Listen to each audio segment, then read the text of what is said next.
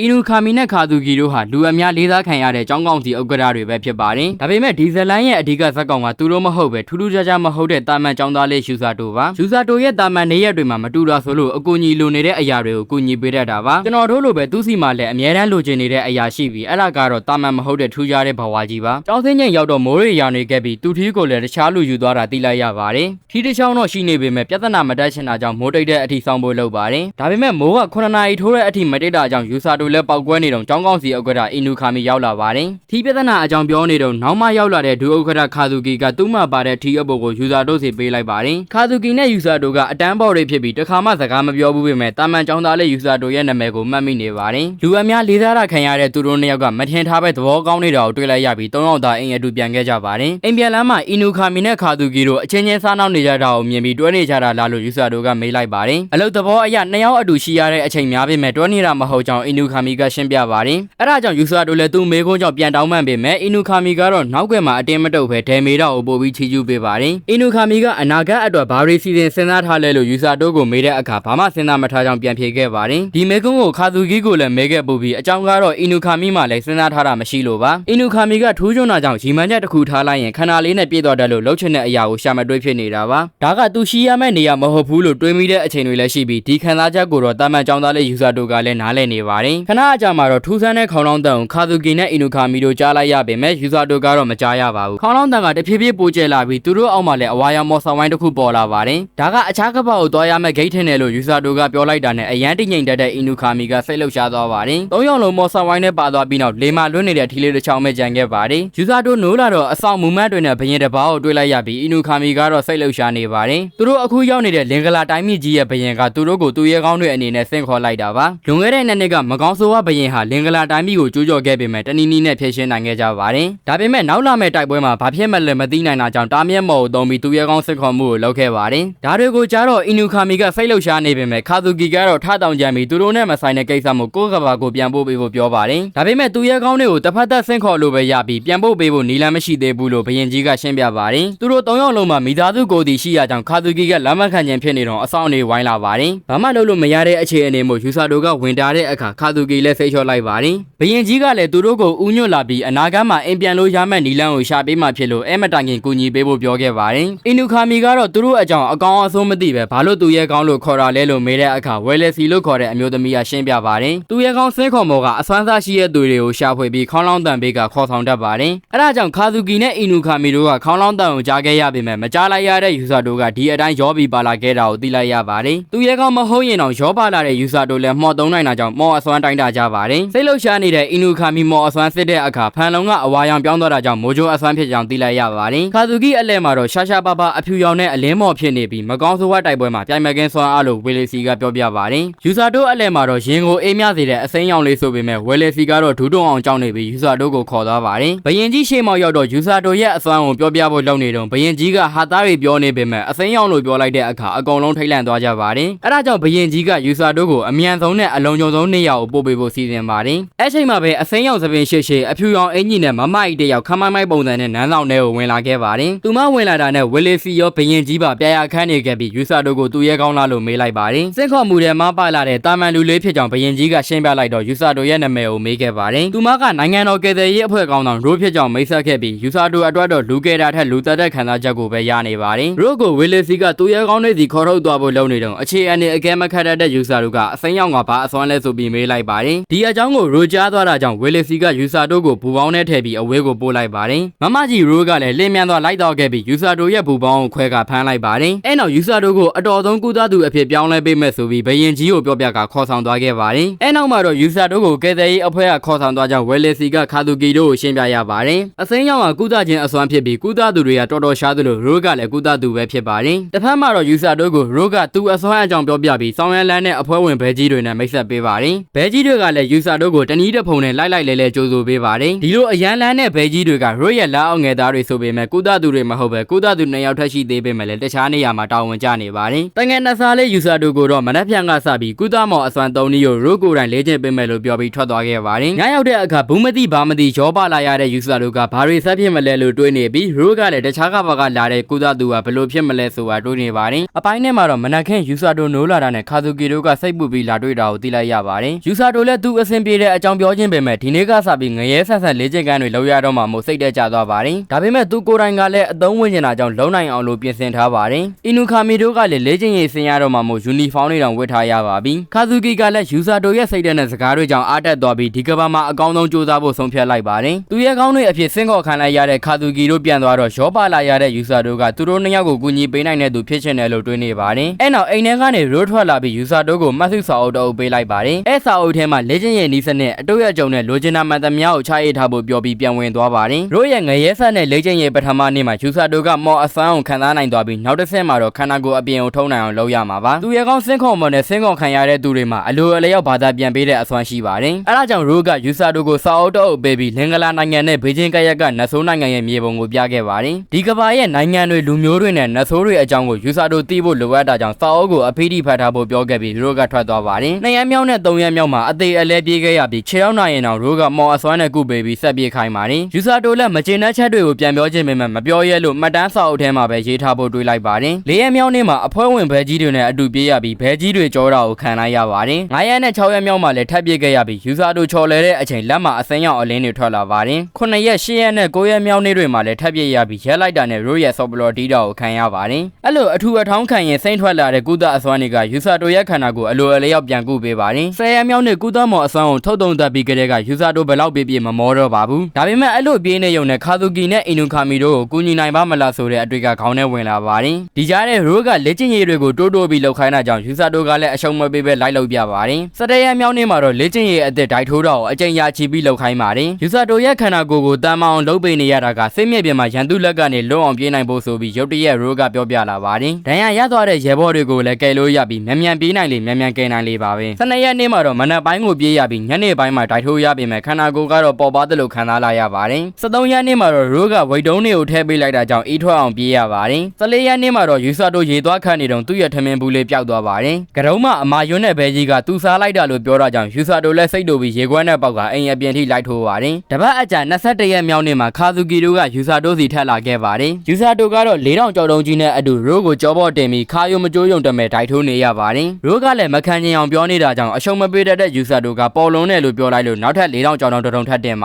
တယ်ယူဆာတိုရဲ့စိတ်တက်ကိုရိုးကသဘောကျနေပြီးဒီနှုံနဲ့သာဆိုခံမှန်းထားတာထက်မြန်မြန်အဲ့ဒီကိုခေါ်သွားလို့ရတော့မှလို့ပြောနေပါတယ်ကျန်းတန်းနဲ့လေ့ကျင့်ရေးကိုမြင်တော့တက်မှုရှိကလေးကလူငယ်လေးရဲ့စိတ်တက်ကိုဖျက်ဆီးနေတာလားဆိုပြီးဝင်ကြမ်းပါတယ်ရိုးကသူ့ရဲ့လုံထုံးလုံနည်းတွေအတိုင်းလုံနေတာဖြစ်ပြီးယူဆာတိုကသူ့ရဲ့ညာလက်ရုံးဖြစ်လာမှာမို့လုံးဝတညမပေးချင်ပါဘူးယူဆာတိုကရိုးရဲ့လေ့ကျင့်ခန်းတွေကိုလိုက်လုံနိုင်သူဖြစ်ပြီးအရှုံးမပေးတတ်တာကြောင့်သူ့ကိုရှားလိုက်တာကံကောင်းတယ်လို့တွေးထားပါတယ်အဲ့နောက်ရှိကလေးကရိုးနဲ့စကားပြောဖို့လုပ်ပြီးခါဇူကီတို့အဖွဲ့နဲ့ယူဆာတိုတို့ကနေလေသာသွားစားကြပါတယ်ခါဇူကီတို့နဲ့ပါလာတဲ့မိန်းကလေးကလင်္ကာလာတိုင်းပြည်ရဲ့မင်းသမီးဆယ်လီယာမန်တိလိုက်တော့ယူဆာတိုကအယိုအသေးပေးပေမဲ့ပုံမှန်လိုပဲဆက်ဆံခိုင်းပါတယ်အဲ့နောက်မင်းသမီးဆယ်လီယာယူလာတဲ့မုံအကြီးကြီးကိုနေလေသာအဖြစ်ပွဲတော်တီးကြပါတယ်ခါဇူကီနဲ့အင်လူခါမီတို့ကလည်းမော်အစွမ်းနဲ့ဓာရီကိုလေ့ကျင့်သင်ကြားကြရပေမဲ့ယူဆာတိုလိုတော့တအားပင်မှန်တာမျိုးမလုပ်ရပါဘူးယူဆာတိုရဲ့ကြွက်သားတွေကိုမြင်တဲ့အင်လူခါမီကစစ်ဘက်တွေကိုလန့်ကြည့်ပြီးကန်ကြည့်ဖို့လုပ်နေပါတယ်ခါဇူကီကလည်းယူဆာတိုခက်ခဲနေတာကိုမြင်တော့သူနဲ့မဆိုင်ပေမဲ့လည်းတောင်းပန်ရှာပါတယ်ယူဆာတိုအတွက်တော့အစာပိုင်းမှာခက်ခဲပေမဲ့ထွက်မပြေးချင်တော့ပဲအဖွဲသားတွေနဲ့လည်းပျော်ရွှင်လာရကလေ့ကျင့်ရေးမှာလည်းနေသားကြလာပါတယ်တငယ်ချင်း2ယောက်ကလည်းသူရဲကောင်းတွေအဖြစ်တိုက်ခိုက်ကြတော့မှဆိုတော့ယူဆာတိုကလည်းတခုခုကိုလုံနိုင်အောင်ကြိုးစားနေပါ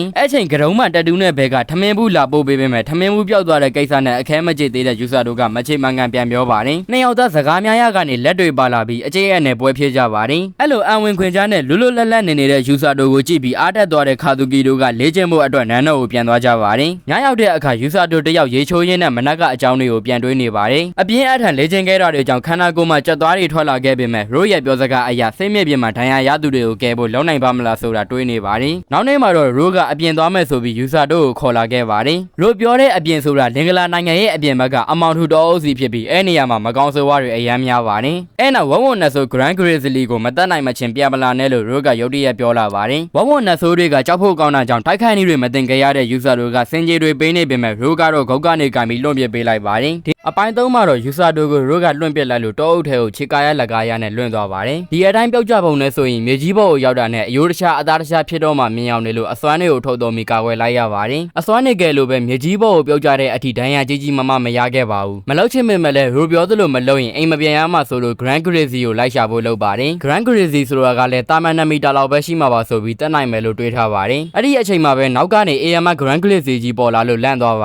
တယ်ဒီအချိန်မှာမှမပြေးရင် Grand Grizzly ရဲ့အစာဖြစ် ဖြစ်တော့မှမို့လို့ဖနှောင်းတဲ့တင်မှာတသားတဲ့ကြောင်ထွက်ပြေးရပါတယ်ငကိုတွေကအပြင်းမျက်နှာမို့လို့ဒီဝုံလောက်ကတော့အသားလေးမျက်စိဖြတ်နိုင်တယ်လို့တွေးပြီးနောက်ကိုလက်ကြည့်လိုက်တော့ Grand Glaze ကြီးကထက်ချက်မှတ်ကွာကပ်ပါလာလို့ပိုလန့်သွားပါတယ်ငရဲလေးချင်းရေကိုတောင်ရအောင်ကြော်ဖြတ်နိုင်ခဲ့တာမို့လို့ဒီ Grand Glaze ကြီးနဲ့လည်းဘိုင်ဝမ်ချမဲ့ဆိုပြီးတက်တိမွေးကရင်ဆိုင်မှုဟန်ပြင်လိုက်ပါတယ်ဒါပေမဲ့နောက်ကိုလိုက်လာနေတာက Grand Glaze အပြင် Blue Glaze နဲ့ကောင်မှပါနေလို့တက်တိတွေကိုပြန်မျိုးချပြီးဆက်ပြေးရပါတယ်ပြင်းနေရင်ရေတကုံတစ်ခုကိုတွေးလို့ရေထဲကိုဒိုင်ဝင်ထိုးချလိုက်တော့မှ Grand Glaze ရဲ့လက်ကနေလွတ်သွားပါတယ်အဲ့ဒီညရေတကုံနာကတစ်ပင်ခက်ကြီးပေါ်မှာစကန်ချပြီးဂျော်ဘောအိတ်ထဲမှာပါလာတဲ့အစားအစာတွေကိုစားရပါတယ်ဒီလိုအန်ရယ်များတဲ့တောနဲ့ကြီးတဲ့ကိုပို့လိုက်တဲ့ row ကိုလည်းမြက်တာတွေမပို့မဖြစ်ပို့ပေးပါတယ်ဒါပေမဲ့အိမ်မြန်မြန်ပြန်ရအောင်လို့ Grand Glaze ကိုတတ်ဖို့ကိုပဲခေါင်းထဲကိုထည့်ထားလိုက်ပါတယ်နောက်နေ့မိုးလင်းတော့ပါလာတဲ့ဓမြောင်ကိုခါကြထိုးပြီး Grand Glaze ကိုရှာဖို့ထွက်လာခဲ့ပါတယ်နေရာအနှံ့ကိုလိုက်ရှာခဲ့ပေမဲ့ Grand Glaze ရဲ့လက်သေးရတွေကလွဲလို့တကောင်တလေမောက်မတွေ့ခဲ့ပါဘူးရုတ်တရက်ချုံမုတ်ထဲကနေအတန်ကြားလို့လန့်သွားပေမဲ့ဒဏ်ရာရနေတဲ့ရုံလေးတစ်ကောင်ထွက်လာပါတယ်ယူဆာတို့လည်းရုံလေးကိုသူ့ရဲ့အစွမ်းနဲ့ကုပေးလိုက်ပြီး Grand Glaze ကိုဆက်ရှာကရုံလေးကလည်းယူဆာတို့ရဲ့နောက်ကိုတောက်လျှောက်လိုက်လာပါတယ် Grand Glaze ရှိရဲ့နေရာကိုတိလာလို့မေးလိုက်တော့ရုံလေးကသူတီးတဲ့ပုံစံနဲ့ရှေ့ကနေဦးဆောင်သွားပါတယ်ယူဆာတို့လည်းမရဲတရဲနဲ့နောက်ကနေလိုက်သွားတော့မိသားစုလိုက်အိတ်နေတဲ့ Grand Glaze တွေကိုတွေ့လိုက်ရပါတယ်စကန်ချားတဲ့စီပြန်ရောက်တော့ပါလာတဲ့ရေဘူးလေးကုန်သွားလို့အနာကမြစ်ကနေရေထည့်ပြီးတောက်ရပါတယ်အဲ့ဒီအချိန်ထိရုံလေးကနောက်ကနေတကောက်ကောက်လိုက်နေပါတယ်နေတိုင်း Grand Glaze မိသားစုကိုလိုက်စုံစမ်းရင်းကနေ Blue Glaze သားပေါက်လေးကချစ်ဖို့ကောင်းတာကိုသိလိုက်ရပါတယ်မြစ်ရေတွေတောက်ပြီးနောက်ရက်ကိုရောက်တော့ယူဆာတို့တယောက်ဘိုက်တွေနာလာခဲ့ပါတယ်ရေကြောင့်ဖြစ်တာမှန်သိတော့ကုသမော်အစွမ်းအောင်တုံးပြီးကိုပြန်ကူးလိုက်ပါတယ်အဲ့ဒီအချိန်သူ့စီကိုရုံလေးရောက်လာပြီးရေတန်းရှိရဲ့နေရာကိုလိုက်ပြပါတယ်ရေကိုတောက်ကြည့်နေတော့မှပဲရုံလေးကကြောက်လန့်တကြားနဲ့တစ်ပစ်မော်ကိုပြေးတက်ပြီးပုံနေတာကိုတွေ့လိုက်ရပါတယ် Grand Glaze ကိုတော့မကြောက်တဲ့ရုံလေးကဘာကောင်းမြင်လို့ဒီလောက်ကြောက်နေတာလဲဆိုတာသိကျင်တာနဲ့ယူဆာတို့လည်းတစ်ပစ်မော်ကိုလိုက်တက်ကြည့်ပါတယ်တော်တော်လေးကြာတော့အေယာမမွေကြီးတကောင်ဖြတ်သွားတာမြင်လိုက်ရလို့ယူဆာတို့ပါလန့်သွားပါတယ်မွေမကောင်းဆိုးဝါးနဲ့တွေ့ပြီး၄ရက်လောက်ကြာတော့ Grand Glaze မိသားစုစီကိုထပ်သွားကြည့်ခဲ့ပါတယ်သူတို့မိသားစုကအရင်လိုပဲရှိနေပြီးသူတို့ကိုကြည့်ရတာယူဆာတို့အတွက်စိတ်သက်သာရာရသေးပါတယ်ဒါပေမဲ့လည်း Grand Glaze ကိုမတက်ရင်အိမ်ပြန်လို့မရတာကြောင့်အစီအစဉ်စားဖို့လုပ်ပေမဲ့ရုံလေးကအသေးအတန်သားနေပါတယ်အဲ့ဒီအချိန်မိုးတွေကလည်းရွာနေတာကြောင့်မိုးတိတ်တဲ့အထိခဏဆောင်ပြီးမှ Grand Glaze မိသားစုစီကိုထွက်သွားခဲ့ပါတယ်စိတ်ကိုဒုံချပြီးတက်ဖို့လာခဲ့ပေမဲ့မမျှော်လင့်ထားတဲ့မြင်ကွင်းကြောင့်ယူဆာတို့လည်းအံ့ဩမင်သက်သွားပါတယ်အဲ့ဒါကတော့ Grand Glaze နဲ့ Blue Glaze တို့အကြီးနဲ့ကောင်အသက်ခံထားရလို့ပါယူဆာတို့လည်းကိုက်ရတွေကိုလေးလာကြည့်တော့မကောင်းဆိုးဝါးမွေကြီးရဲ့လက်ချက်ဆိုတာတန်းတီးလိုက်ပါတယ်အဲ့ဒီအချိန်ကြောက်တုံးတွေကြားကနေ Blue Glaze သားပေါက်လေးထွက်လာပြီးမိဘတွေတည်ဆုံးသွားတာကြောင့်ငိုနေပါတယ်တစ်ဖက်မှာလည်းခါသူကီတို့ကယူဆာတို့စီရောက်လာပေမဲ့တော်ရင်လေ့ကျင့်ရေးသွားတာ10ရက်လောက်ရှိပြီဆိုလို့စိတ်ပူသွားပါတယ်တော်ရဲကိုသွားတာရက်တွေကြာနေပြီမို့လို့စိတ်ပူနေပေမဲ့ရိုးကသွားခိုင်းတာမို့လို့ဘာအနေရမှမဖြစ်တော့ပါဘူးလို့တွေးနေလိုက်ပါတယ်ယူဆာတို့တယောက်ကတော့မကောင်းဆိုးဝါးမွေကိုနှိမ်နှင်းမှုအတွက်လက်နက်တွေအသင့်ပြင်ပြီးရုံလေးကိုလမ်းပြခိုင်းပါတယ်ရုံလေးလည်းမကောင်းဆိုးဝါးမွေရဲ့အနံ့အောင်ခံရင်တနေ့ရောက်တော့မွေကြီးကိုတိုက်ခိုက်ဖို့လုပ်နေတဲ့ Blue Glaze လေးကိုတွေးလိုက်ရပါတယ်ယူဆာတို့လည်းတုံဆိုင်မနေပဲမွေကြီးစီကိုပြေးဝင်သွားပြီးအသင်းလှုပ်ထားတဲ့ဝက်ချုံနဲ့မျက်လုံးတစ်ဖက်ကိုထိုးလိုက်ပါတယ်မျက်စိကမ်းပြီးသွေးတွေထွက်လာလို့အဲ့ဒီဘက်ကနေတိုက်ခိုက်ဖို့လုပ်ပေမဲ့မွေကြီးကယူဆာတို့ရဲ့လက်ကိုကိုက်ထားလိုက်ပါတယ်အဲ့ဒီလက်မှာကင်ထားတဲ့ဓမြောင်နဲ့မွေကြီးရဲ့အကောင်ကိုထိုးဆိုင်လိုက်ပေမဲ့ယူဆာတို့ရဲ့ခန္ဓာကိုယ်ကလည်းမွေစိတ်တက်သွားပါတယ်မွေစိတ်ကိုကုပြီးနောက်တစ်ခေါက်ပြေးဝင်သွားတော့ Blue Glaze ကမွေအမီးကိုလက်သေးတွေနဲ့ကုတ်တာပြီးယူဆာတို့ကမွေရဲ့ကောင်ကိုလက်သီးနဲ့ထိုးချလိုက်ပါတယ်မျက်စိကိုထိုးထားတဲ့ဝက်ချုံကိုပို့ပြီးနှောက်အောင်ထိုးဆိုင်လိုက်တော့မကောင်းဆိုးဝါးမွေလည်းငြိမ်ကျသွားပါတယ်ယူဆာတို့လည်းမြေကြီးပေါ်ကိုလဲကျသွားပြီးမျက်စိဖွင့်ကြည့်လိုက်တော့ Blue Glaze ကသူ့ကိုလာပြီးပုတ်သက်ပေးနေပါတယ် Blue Glaze ရဲ့ဒဏ်ရာတွေကိုကုပေးခြင်းပေမဲ့မွေအစိတ်ထုတ်တုံကမော့အစွမ်းအကုန်တုံးလိုက်ရလို့ချက်ချင်းထုတ်မတုံးနိုင်ဖြစ်နေပါတယ်အဲ့ဒီအချိန်မကောင်းဆိုးဝါးမွေကပြန်ထလာလို့ယူဆာတို့လည်းမျက်လုံးပြူးသွားပါတယ် Blue Glaze ကထွက်ပြေးဖို့အတွက်ယူဆာတို့ကိုဆွဲခေါ်ပေးနေပေမဲ့မွေကြီးကတော့ယူဆာတို့ကိုပေါက်ဖို့အတွက်ဟန်ပြင်းနေပါပြီယူဆာတို့တယောက်ဒီလိုတွေကြုံလာရတာကရိုးကြောင်မို့လို့ရိုးကိုရက်ဆက်တဲ့မိန်းမ Blue မကြီးဆိုပြီးအော်ဟစ်ပြောဆိုပါတယ်ယူဆာတို့မွေပေါက်ခံရကန်နီးမှာပဲရိုးရောက်လာပြီးမကောင်းဆိုးဝါးမွေရဲ့ခေါင်းကိုစူပါကစ်ချက်နဲ့အဆုံးသတ်ပေးလိုက်ပါတယ်ရိုးတယောက်အချိန်မီရောက်လာနိုင်တာကရုံလေးကြောင်ပဲဖြစ်ပါတယ်ရုံလေးကရိုးရဲ့အိမ်မွေးတရိတ်ဆန်ဖြစ်ပြီးတခုခုဖြစ်ရင်သိရအောင်လို့ယူဆာတို့စီလွတ်ပေးထားတာပါမွေကြီးကနဆိုးပရင်ရဲ့စစ်တပ်ကပြုတ်ပြစ်မုံမှန်ပေးထားတဲ့မကောင်းဆိုးဝါးကြီးဖြစ်ပြီးတော်ဝင်တက်တဲ့တောင်မတက်နိုင်တဲ့ Grand Glaze လို့ဝုံမျိုးကိုတက်နိုင်နေဆိုတော့ပေါ်သေးသေးမဟုတ်ဘူးလို့ရိုးကပြောပြပါတယ်ယူဆာတို့ကိုလည်း Grand Glaze တွေကိုမတက်နိုင်ဘူးဆိုတာသိထားပေမဲ့တန်မာတဲ့ရန်သူတွေကိုတိုက်ခိုက်ရတဲ့အတွေ့အကြုံကိုရထားသေးခြင်းလို့လွတ်လိုက်တာပါဒါပေမဲ့ယူဆာတို့ကထင်ထားတာထက်ပိုပြီးစိတ်ဝင်စားစရာကောင်းလို့သဘောကျသွားခဲ့ပါတယ်ရိုးနဲ့ယူဆာတို့စကားများနေတာထင်ပြီး Blue Glaze ကယူဆာတို့ဘက်ကနေဝင်ပြီးကောက်ွယ်ပေးဖို့လုပ်ပါတယ်မိဘတွေကိုဆုံးရှုံးထားတဲ့ကလေးလေးကသူ့ကိုကယ်တင်ထားတဲ့ယူဆာတို့ကိုတန်ရောတင်တွေ့သွားမှရိုးလဲသဘောပေါက်သွားတာကြောင့်ဝဝုံလေးကိုလည်းခေါ်လာခဲ့လိုက်ပါတယ်ယူဆာတို့ကဒီတစ်ခေါက်လေ့ကျင့်ရေးကိုဂုံတူးနဲ့အောင်လို့ရိုးကအခွင့်အရေးပေးတဲ့အနေနဲ့သူနဲ့အတူစစ်မြေပြင်မှာလိုက်တိုက်ခိုင်းမယ်လို့ပြောပြပါတယ်အခြားကုသသူနှစ်ယောက်မှမရှိတဲ့အရေးအချင်းတွေယူဆာတို့မှရှိနေလို့အထူးအခွင့်အရေးပေးလိုက်တာပါတိတ်မကြခင်နဆိုးဘရင်ရဲ့စစ်တပ်လာတော့မှရိုးကသိနေပါတယ်တစ်ဖက်မှာတော့နဆိုးဘရင်ကတတိယမြောက်စစ်တပ်ဗိုလ်မှူးအမီလာဗာဂရက်ကိုလင်္ကာလာနိုင်ငံကျူးကျော်မှုအကြောင်းမေးနေပါတယ်ဗိုလ်မှူးကလည်းအစီအစဉ်အတိုင်းအဖွဲ့တွေအကုန်လုံးကစစ်ပွဲအတွက်ပြင်ဆင်နေလို့တိတ်မကြခင်စားလို့ရတော့မယ့်အကြောင်းအစီရင်ခံလိုက်ပါတယ် အပိုင်းလေးအစားမှာတော့နဆိုးဘရင်စစ်တပ်ရဲ့တတိယဗိုလ်မှူးအမီလာဗာဂရက်ကတိုက်စစ်ဆင်လို့ရတော့မယ့်အကြောင်းအစီရင်ခံနေပါတယ်။အရင်တစ်ခေါက်တိုက်စစ်တုန်းကကြာရှုံးခဲ့တာကြောင့်အမီလာကိုအကောင်းဆုံးကြိုးစားဖို့နဆိုးဘရင်ကမှာလိုက်ပါတယ်။နဆိုးဘရင်စီအစီရင်ခံရလို့စိတ်လှုပ်ရှားနေတဲ့အမီလာစီနဆိုးစီယံကိုဟူရီလုတ်ကစကားလာပြောပြီးသူဖန်တီးထားတဲ့မကောင်းဆိုးဝါးကိုလိုက်ကြည့်ဖို့ခေါ်ပါတယ်။ဟူရီလုတ်ဖန်တီးထားတာကမကောင်းဆိုးဝါးမွေကြီးဖြစ်ပြီးယူဆလိုတက်ခဲ့တဲ့အကောင်နဲ့တူပေမဲ့အခုဟာကပို့ပြီးတော့တန်ပါပါတယ်။အရင်မွေတုန်းကတက်မှုရှိကလေးတိုက်ခိုက်လိုက်လို့တောထဲကိုထွက်ပြေးသွားတာပါ။လင်္ကာလာနိုင်ငံမှာတက်မှုရှိကလေးကတန်မာတဲ့အဆင့်ရှိပြီးအခုတော့သူ့ထက်ပိုစွမ်းတဲ့အနောက်ရှက်တွေရှိနေလို့အမီလာကစိတ်ရှုပ်နေပါတယ်။ပြန်ပေးဆွဲသူဆိုတဲ့အဖွဲတစ်ခုလည်းရှိပြီးသူတို့ရဲ့တောင်ကဒဏ်ရာရသူတွေကိုနောက်တန်းကိုပြန်တယ်သွားပေးတာပါ။အဖွဲရဲ့ခေါင်းဆောင်ကကုသအစွမ်းရှိရဲ့ရိုးဖြစ်ပြီးအရန်တော်တဲ့တိုက်ခိုက်ရေးသမားဆိုလည်းဟုတ်ပါတယ်။ရိုးနဲ့အမီလာရဲ့တခင်တို့ကကိစ္စတချို့ရှိခဲ့တာကြောင့်ရိုးကိုသူ့လက်နဲ့ရအောင်တတ်ချင်နေပါတယ်။အခုတစ်ခေါက်တိုက်ဆက်မှာအမီလာဦးဆောင်ရမှာဆိုပေမဲ့တိုက်ခိုက်လို့မဖြစ်တာကြောင့်မသေးမျိုးအမောင်မော်ပညာအသုံးပြုသူအနက်ရောင်သူရဲ့ကောင်းဆိုသူကိုပြင်ဆင်ထားပါတယ်။ယူဆာတို့တယောက်ကတော့နိုးလာတာနဲ့သူခေါ်လာတဲ့ blue gray စီလေးကိုမနှက်စာအဖြစ်အသီးလေးတွေလာကျွေးပါတယ်။အဲ့ဒီမှာရိုမွေးထားတဲ့ယုံလေးလည်းရှိနေပြီးချစ်ဖို့ကောင်းအောင်လုပ်ပြနေလို့သူ့ကိုပဲကျွေးလိုက်ရပါတယ်။ရိုးရောက်လာတော့ဝဝွန်လေးရဲ့နာမည်ကို blue ring လို့ပေးထားကြောင်းပြောပြလိုက်ပါတယ်။ရိုးကလည်း blue ring အကြောင်းကိုဘရင်ကြီးစီသတင်းပို့ပြီးရကြောင်း blue ring ကကဲတဲ့ရေးအဖွဲ့ပိုင်းဖြစ်သွားပါပြီ။အဲ့ဒါကြောင့်ရိုးက blue ring ယူရမယ့်တာဝန်တွေရှိရဆိုပြီးစဖြဲပါတယ်။အဲ့နောက်လက်တွေ့လေ့ကျင့်ရေးတန်းစားခဲ့ပြီး blue ring ကိုဒဏ်ရာရသူအဖြစ်သက်ပြီးပြေးခိုင်းပါတယ်။ပုံမှန်ထက်လေးတဲ့ဝိတ်ကိုတည်ထားရတယ်လို့ပြေးလမ်းမှလည်းအဖွဲ့သားတွေကဝင်နောက်ရှက်ကြပါတယ်။တကယ်စစ်ပွဲအတိုင်းပုံဖော်ထားတာဖြစ်ပြီးတစ်လုံးနဲ့လက်ခံရတာတွေအနံသိုးဘုံလုံးလေးနဲ့ပြစ်ခံရတာတွေဒုံးနဲ့ချောင်းရိုင်းခံရတာတွေအပြင်ယုံတွေက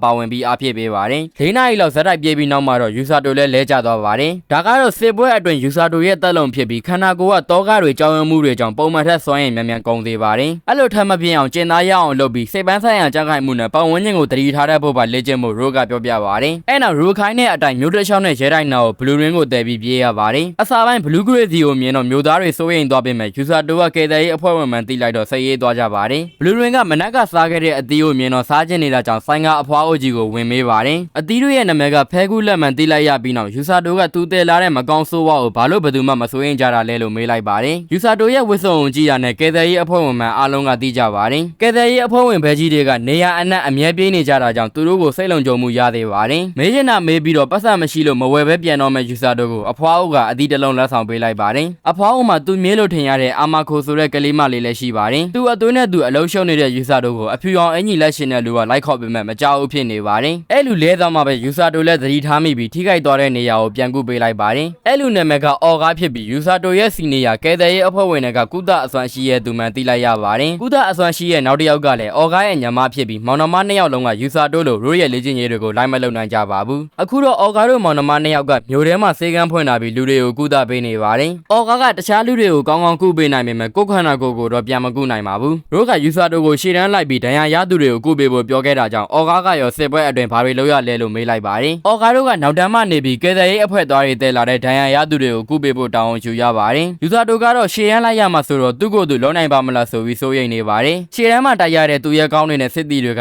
န်ရဲ့အများဆုံးရင်ဆိုင်ရလို့သူတို့သာဒဏ်ရာရရင်သေဖို့များပါတယ်။ရှေ့တန်းလိုက်တဲ့ကုသသူတွေသာရှိရင်တော့သူတို့ကိုကယ်တင်နိုင်မှာပါ။အန်ရဲ့များတဲ့အလုပ်ဆိုပေမဲ့ရိုးကစိတ်မပါတဲ့လူတစ်ယောက်ကိုစိတ်ချက်လက်ချက်လုပ်ခိုင်းမဲ့လူမျိုးမဟုတ်ဘူးလို့အော်ကားကရှင်းပြပါတယ်။အော်ကားစေကန်းကိုပြန်ရမယ့်အချိန်ရောက်တော့ယူဆာတိုလည်းလေ့ကျင့်ရေးပြန်လုပ်ဖို့ပြင်ပါတယ်။လူမခဲခင်အော်ကားကရိုးကိုအရန်မမုံမှုမှာပြီးယူဆာတိုကလည်းအရင်ကတည်းကမမုံကြောင်ပြောပြီးထွက်သွားပါတယ်။အော်ကားကိုလိုက်ရှာနေတဲ့သူညီမရောက်လာတော့စိတ်ဝင်စားစရာကောင်းတဲ့လူတစ်ယောက်နဲ့တွေ့ခဲ့တယ်ဆိုပြီးပြောပြလိုက်ပါတယ်။ယူဆာတိုကရဲတိုက်ထဲကိုဝင်ဖို့ဘလူးရင်ပါလာတာကြောင့်ဝင်မရမှစိုးရိမ်နေပေမဲ့ရိုးကလက်မှတ်ထိုးပေးထားတာကြောင့်အေးဆေးဝင်ရခဲ့ပါတယ်။ရဲတိုက်ထဲမှာတော့စစ်တီတွေအပါအဝင်အင်နူခါမီကလည်းဓာရေးလေ့ကျင့်နေပါတယ်။ယူဆာတိုကဘလူးရင်ကိုဘလို့ရခဲ့တဲ့အကြောင်းရှင်းပြနေပေမဲ့သဘောကျလွန်နေတဲ့အင်နူခါမီကအမွေးပွားလေးတွေကိုထိကျင်နေပါတယ်။အဲဒါကြောင့်ကန်ကြီးဖို့လုပ်တဲ့အခါဘလူးရင်ကလက်ကိုပုတ်ချလိုက်ပါတယ်။အင်နူခါမီကရှက်သွားတာကြောင့်နာမည်ခေါ်ပြီးထပ်ကန်ကြီးကိုင်းပေမဲ့ဒီတစ်ခါတော့လက်ကိုစုပ်နေပါတယ်။ယူဆာတိုကတားဖို့လုပ်တော့သူ့လက်ကိုပါထပ်ဆုပ်ပါတယ်။အဲနောက်တော့ဓာရေးလေ့ကျင့်တာများလို့အင်နူခါမီရဲ့လက်အတမာဖြစ်နေတာကိုမြင်ပြီးပြန်ကူပေးလိုက်ပါတယ်။ယူဆာတိုကခါဇူကီနဲ့အင်နူခါမီတို့ကိုလာတွေ့တာဆိုပေမဲ့ခါဇူကီကစစ်အတွေ့အကြုံလိုချင်လို့ရှိကလေးနဲ့အတူလိုက်သွားပါတယ်။နဆိုးစစ်တပ်ဟာအရင်တစ်ခေါက်ကထပ်ပိုအားကောင်းတဲ့ပုံစံနဲ့ကျူးကျော်လာတော့မဲ့အကြောင်းရှိကလေးကပြောပြပါတယ်။ဒီဘက်မှာလည်းသူရဲကောင်းနေဖြစ်တဲ့ခါဇူကီနဲ့အင်နူခါမီတို့ရှိနေတာကြောင့်တပ်သားတို့ရဲ့စစ်တပ်ကိုမြင့်တင်ထားနိုင်ပါတယ်။အဲအချိန်မှာပဲအနီရောင်ဝင်ဘလူတွေပေါ်လာတာကြောင့်တိုက်ခိုက်ဖို့ပြင်ရပါတယ်။ခါဇူကီပြီးရင်အင်နူခါမီသွားရမယ့်အလဲလို့ပြောပြပေမဲ့ယူဆာတိုကစိတ်ပူတဲ့ပုံမပြတာကြောင့်အင်နူခါမီကစိတ်ဆိုးတဲ့ပုံဟန်ဆောင်ပြပါတယ်။အဲနောက်မှာတော့အချင်းချင်းနှုတ်ဆက်စကားပြောပြီးယူဆာတိုလည်းပြန်လာခဲ့လိုက်ပါတယ်။တငယ်ချင်းနှစ်ယောက်စူးစမ်းနေတာကိုသိလိုက်ရတော့ယူဆာတိုကအရင်ကဘာမှမလုံနိုင်ခဲ့တာတွေကိုလှုပ်ချင်နေပါတယ်။ဘလူးရင်ကိုသူ့နေရာမှာထားပြီးနောက်လေ့ကျင့်ရေးမှာကျင်းသားရပြီးလာလို့ရိုးကလာမေးတာကြောင့်ထပ်ပြီးလေ့ကျင့်ကျင်သေးတယ်လို့ဖြေခဲ့ပါတယ် ပါတယ်အရင်နေ့တုန်းကယူဆာတိုမကောင်းဆိုးဝါးမွေနဲ့တိုက်ပြီးတေမလိုဖြစ်ခဲ့ရပြီးနောက်နတ်ဆိုးစစ်တဲ့အကြောင်းကြားလိုက်ရတော့ကြောက်သွားခဲ့ပါတယ်စစ်ပွဲရှေ့တန်းကိုမလိုက်ချင်မှုဆိုပြီးတွေးထားပေမဲ့ဒီနေ့တော့အကောင်းတဲ့ခံစားချက်တစ်ခုကိုရခဲ့ပါတယ်သူကိုယ်တိုင်ကကယ်ဆယ်ရေးအဖွဲ့ဝင်မှုရန်သူတွေကိုမတိုက်ခိုက်ပဲကယ်ရမဲ့လူတိုင်းကိုကယ်ကျင်တယ်လို့ပြောလိုက်ပါတယ်ရိုလက်တစ်ချက်ပြုံးလိုက်ပြီးသူတို့ကလူတွေကိုကယ်ရတာဂုဏ်ယူတာမို့ယူဆာတိုရဲ့အတွေ့အကြုံကိုပြောပြခိုင်းကကယ်ဆယ်ရေးအဖွဲ့ကဒါအတွက်ပဲဆိုပြီးပြောပြပါတယ်ယူဆာတိုလည်းစိတ်ချမှုရသွားပြီးပထမဆုံးအကြိမ်ကယ်ဆယ်ရေးအဖွဲ့ဝင်လို့ခံစားလိုက်ရပါတယ်နောက်နေ့မှာတော့အိတ်နေတဲ့ယူဆာတိုကိုရိုးကလိုက်ခဲဖို့ခေါ်နေရင်အပိုင်းလေးပြီးဆုံးသွားပါတယ်အပိုင်း9မှာတော့ယူဆာတိုကရိုးခေါ်ရဲ့နောက်စီဘလူရင်ကိုထမ်းပြီးလိုက်လာကဘာလို့အီနူခါမီရဲ့လေ့ကျင့်ရေးမှာပူပေါင်းရတာလဲလို့မေးနေပါတယ်ခါဇူကီရဲ့လေ့ကျင့်ရေးမှာလည်းယူဆာတိုကိုပူပေါင်းမှုပြောခဲ့ပေမဲ့ယူဆာတိုကတော်ရဲရပြန်ရောက်တော့မကြသေးလို့ရိုးကညင်းခဲ့ပါတယ်ဘယင်ကြီးကမနေ့ကထပ်ပြီးတောင်းဆိုလာတော့နှခါညင်းလို့မကောင်းတာကြောင့်သဘောတူလာပြီးယူဆာတိုကအခုလိုလိုက်သွားဖို့ဖြစ်လာရတာပါကုသသူလူရဲဆိုလို့ယူဆာတိုကိုထဲလိုက်ရတာဖြစ်ပြီးခရီးစဉ်တစ်လျှောက်ကိုယ့်လို့ကိုတေချာလုပ်ဖို့မှာလိုက်ပါတယ်ယူဆာတိုနဲ့ဘလူရင်တို့အတူတူရောက်လာလို့အီနူခါမီကလည်းပျော်သွားပါတယ်သူတို့တွေနဲ့အတူစစ်တီတော်အာရူခုနဲ့မော်ဆီယာမခိုရင်တို့လည်းပါပါတယ်ယူဆာတိုရဲ့ကုသအစွမ်းကအနတ္တအစွမ်းမဟုတ်တာကြောင့်ဒဏ်ရာနဲ့အစိမ့်မိတာအတွက်ပဲသုံးလို့ရပြီးတေရင်တော့အသက်ပြန်သွင်းပေးလို့မရဘူးဆိုပြီးရိုးကပြောပြပါတယ်မှားတရားရှိတာမှပြီးရိုးထွက်သွားတော့ယူဆာတိုတို့လည်းခရီးတင်စားလိုက်ကြပါ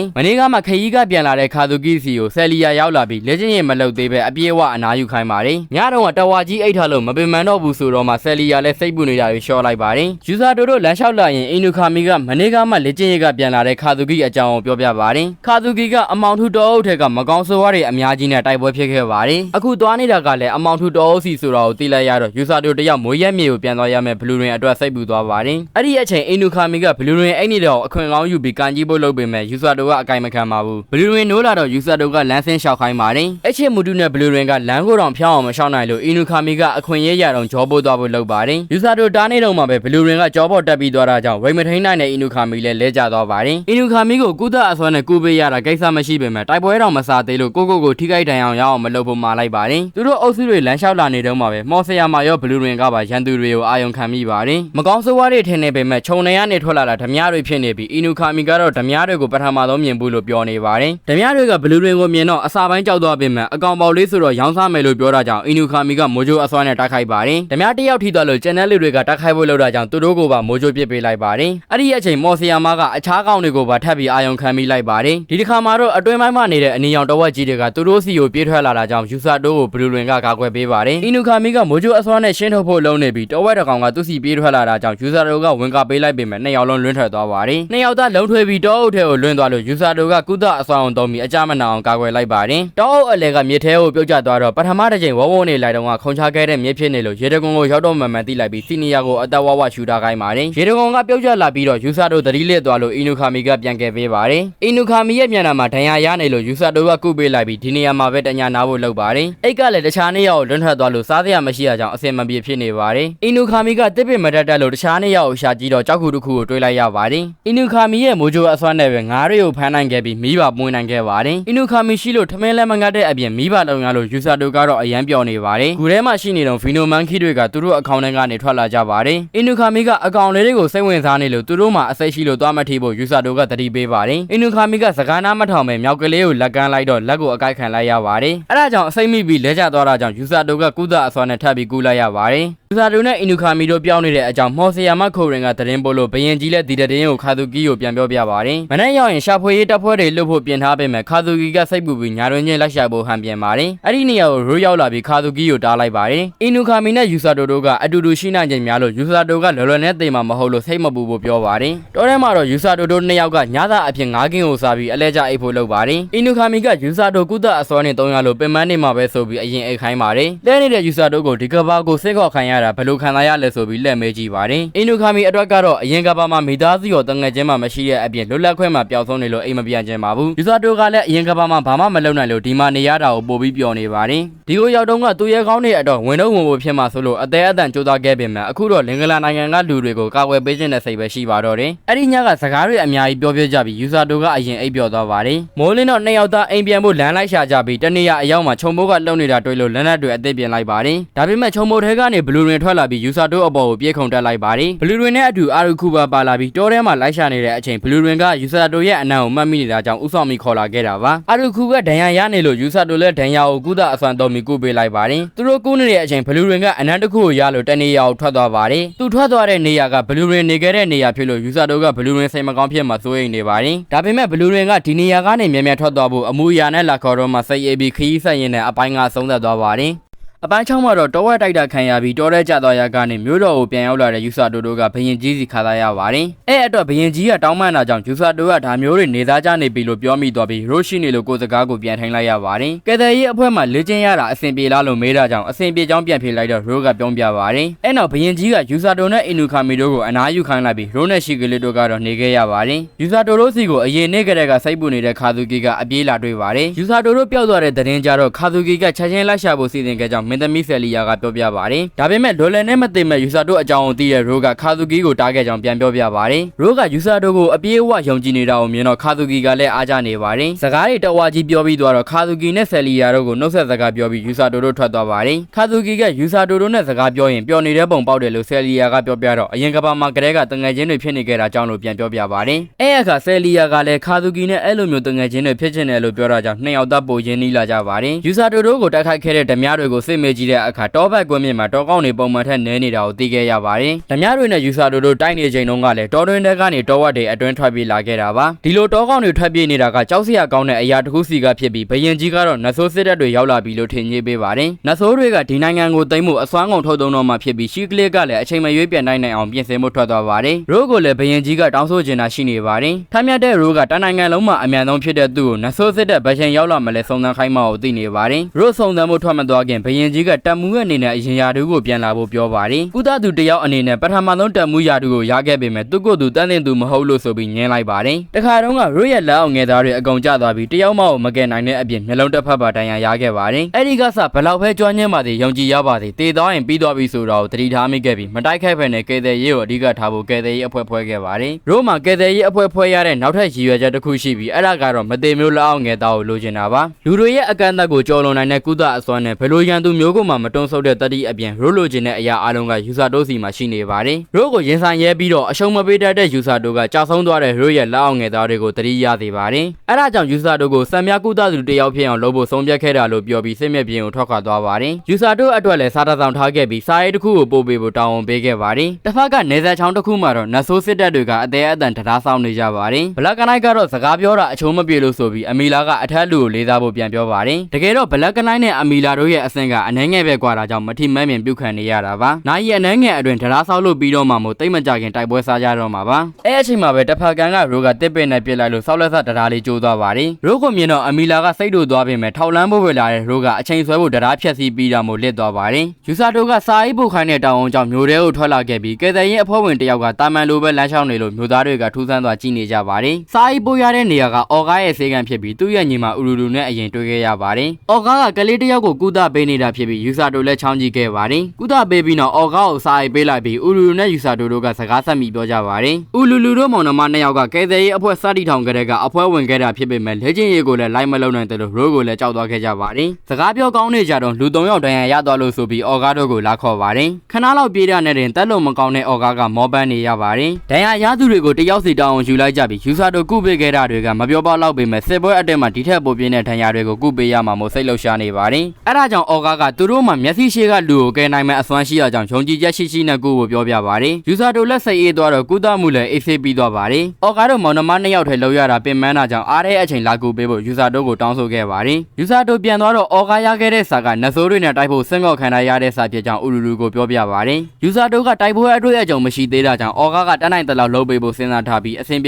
ေပြီးသွားဖို့ပဲမျှော်လင့်ထားပါတယ်။အပြန်လမ်းမှာယူဆာတို့ကအဖွားအိုစီကနေအသီးတွေဝယ်ခဲ့ပြီးအမခိုဆိုတဲ့ကလေးမလေးကနောက်ကနေလိုက်လာပါတယ်။မြင်ရတာကမင်းတယောက်ပဲရှိလို့မင်းမဲပြောင်းလဲနိုင်မဲ့အနာဂတ်ဖဲလို့ပြောပြီးမျက်လုံးကနေအယောင်တွေပြောင်းသွားပါတယ်။ယူဆာတို့ကြည့်မိလိုက်တော့စစ်တီတော်တွေရဲ့သွေးသွန်ရဲအလောင်းတွေနဲ့သူ့တငယ်ချင်းသူ့ရဲကောင်းနှစ်ယောက်ကြာဆုံးသွားတဲ့မြင်ကွင်းကိုတွေ့လိုက်ရပါတယ်။ယူဆာတို့လည်းရုတ်တရက်မြင်လိုက်ရတဲ့မြင်ကွင်းကြောင့်ကြောင်သွားပြီးအမခိုကလည်းသူ့ကိုအကျွေးပြန်ဆက်ရမယ်လို့ပြောကထွက်သွားပါတယ်။ အပိုင်းခုံမှာတော့သွေးမရှိတော့တဲ့မျက်နှာနဲ့ယူဆာတိုကခဏနေပါအောင်ဆိုပြီးကောင်မလေးနောက်ကိုပြေးလိုက်ပါတယ်သူမြင်လိုက်ရတဲ့မြင်ကွင်းကဘာလဲအင်နူခါမီနဲ့ခါသူကီတို့ကရောဘာဖြစ်လို့တင်နေတာလဲဆိုတာနားမလည်နိုင်ဖြစ်နေပါတယ်မြို့ထဲမှာဂိတ်ဆောင်နေတဲ့တောမတ်ကိုမြေခွေးသားရဲ့ပုံစံရှိတဲ့အမခိုးအကြောင်းကိုမေးကြည့်ပေမဲ့ဒီဘက်ကိုရောက်မလာဘူးဆိုလို့မျက်ခြေပြတ်သွားပါတယ်ဘယ်ရောက်သွားလဲဆိုပြီးအတန်ပြဲကြီးနဲ့အော်နေတော့နောက်ကနေရိုးရောက်လာပါတယ်ရိုးကိုမြင်တာနဲ့တောမတ်တယောက်ကြောက်တူးတော်မီတန်းနေအောင်ထွက်ပြေးသွားပါတယ်ဒီရက်ပိုင်းရိုးပြောင်းနေလို့ဘယ်ကိုသွားနေတာလဲဆိုပြီးယူဆာတိုကမေးကြည့်ပါတယ်ရိုးကနဆိုးဘရင်ရဲ့စစ်တပ်ကိုထောက်လှမ်းမှုအတွက်နေဆက်ကိုသွားနေတာပါနဆိုးတွေကနေဆက်မှာတရားထိုးပြီးမြက်ကိုဖျက်ဖို့လုပ်နေတာကြောင့်ရိုးကအဲ့တရားကိုဖျက်ဆီးခဲ့ပါတယ်အဲ့နောက်ရိုးနဲ့အတူပြန်လာရင်မြေခွေးသားရဲ့အကြောင်းကိုမေးကြည့်ပါတ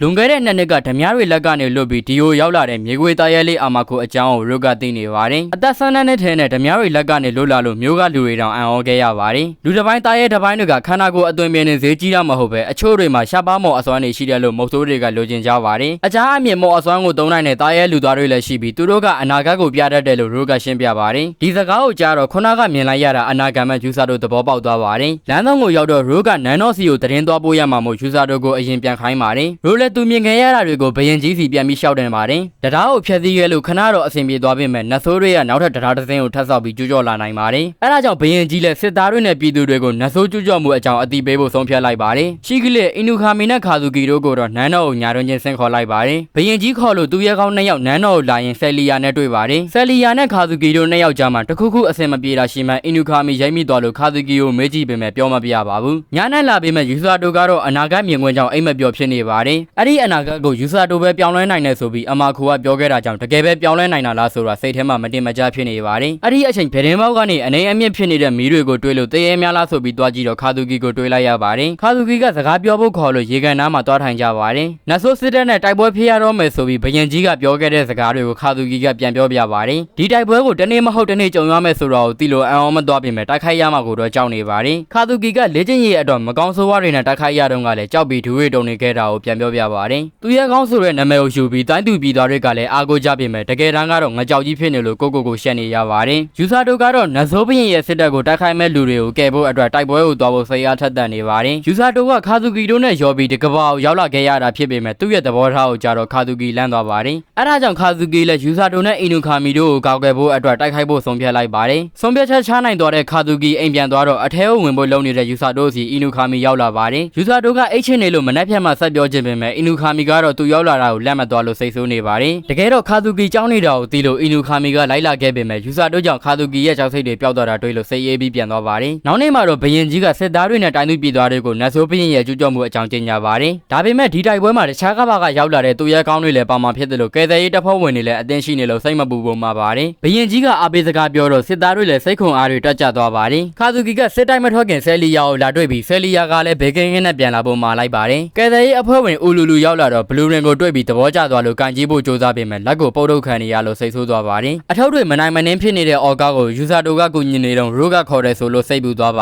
ါတယ်ရိုးရဲ့အခန်းထဲကိုရောက်တော့စစ်ပွဲမှာထမ်းဆောင်ရမယ့်တာဝန်တွေကိုပြန်ပေးပါတယ်ဘယ်အချိန်မှဘသူ့ကိုကူးရမလဲဆိုတော့ကိုတော့ကိုယ့်အသီးနဲ့ကိုဆုံးဖြတ်ဖို့မှာပြီးဘူးတစ်ခုကိုပေးလိုက်ပါတယ်ယူဆာတိုဖွင့်ကြည့်လိုက်တော့ကယ်ဆယ်ရေးအဖွဲ့ဝစ်ဆောင်ဖြစ်နေပြီးရိုးကဝစ်ကြည့်ခိုင်းပါတယ်ယူဆာတိုဝစ်ကြည့်လိုက်တော့သူနဲ့လိုက်လို့သဘောကျသွားပေမဲ့ရိုးကအင်ကြီးလေပင်ကနေလှမ်းဆွဲလိုက်လို့လန့်သွားပါတယ်ကုသအစွမ်းရှိတဲ့လူတွေကလည်းမသိမျိုးမဟုတ်လို့စစ်ပွဲမှာကိုယ့်အသက်ကိုမရင်ဖို့ရိုးကအတန်တန်မှာပါတယ်ကိုစရေဖို့တွေးရင်ရိုးကိုယ်တိုင်တက်ပေးမယ်ဆိုလို့ဂယူဆိုင်ပတ်မယ်ဆိုတဲ့ဂရီပေးပြီးအခန်းထဲကနေထွက်လာရပါတယ်ယူဆာတိုမြင်လိုက်ရတဲ့အနာဂတ်မြင်ကွင်းကတကယ်ဟုတ်မဟုတ်ဆိုတာမသိပေမဲ့ခါသူကီနဲ့အင်နူခါမီတို့ကိုအသက်နိုင်ဆုံးကယ်ဖို့ဆုံးဖြတ်လိုက်ပြီးအပိုင်းခုံပြီးဆုံးသွားပါတယ်အပိုင်းရှိမှာတော့လင်္ကာလာနိုင်ငံရဲ့စစ်တပ်ကနတ်ဆိုးတွေနဲ့တိုက်ဖို့ထွက်ခွာလာပါပြီ။နတ်ဆိုးတွေကထူးခြားတဲ့ဂျိုတွေနဲ့လူတစ်ပိုင်းသက်သက်ဝါတွေဆိုပေမဲ့လူသားတွေထက်တာလုံးနဲ့ခွန်အားနဲ့မော်အစွမ်းရှိပါတယ်။နတ်ဆိုးခေါင်းဆောင်တွေကလည်းကြမ်းတယ်လို့တာမန်စစ်သားတွေကလည်းပေါ်သေးသေးမဟုတ်ဘူးလို့ရိုးကရှင်းပြပါတယ်။ယူဇာတိုနဲ့စကားပြောနေရင်ရိုးကကြာဆုံးသွားတဲ့လက်အောက်ငယ်သားတွေကိုအမတ်ရနေပါတယ်။လွန်ခဲ့တဲ့9နှစ်ကတပ်မှုရာထူးရထားတဲ့ရိုးကိုဘယင်ကြီးကဆင့်ခေါ်ခဲ့ပါတယ်။နိုင်ငံရဲ့အမောက်တစ်တော်ထဲမှာနတ်ဆိုးအဖွဲ့သားတွေကိုရှာတွေ့ခဲ့တာကြောင့်တစ်တော်ထဲဖြတ်သွားမဲ့ကုန်သည်တွေအတွက်အဆောင်ရှောက်တွေထည့်ပေးဖို့စီစဉ်ခဲ့ပါတယ်။အဆောင်ရှောက်တာဝန်ကိုဗိုလ်ချုပ်အောက်ကအရာရှိတွေကိုပေးရခဲ့ပေမဲ့နတ်ဆိုးတွေကလူသားတွေထက်တာမာတာကြောင့်တိုက်ပွဲဖြစ်လာရင်ထွက်ပြေးဖို့ဘယင်ကြီးကမိန့်ပါတယ်။အဲနောက်နတ်ဆိုးတွေရဲ့လှုပ်ရှားမှုကိုဘယ်လိုမြင်လဲလို့ရှိကလေးကလာမေးတာကြောင့်ကျူးကျော်ဖို့လုပ်နေတာဖြစ်နိုင်တယ်လို့ရိုးကပြောပြပါ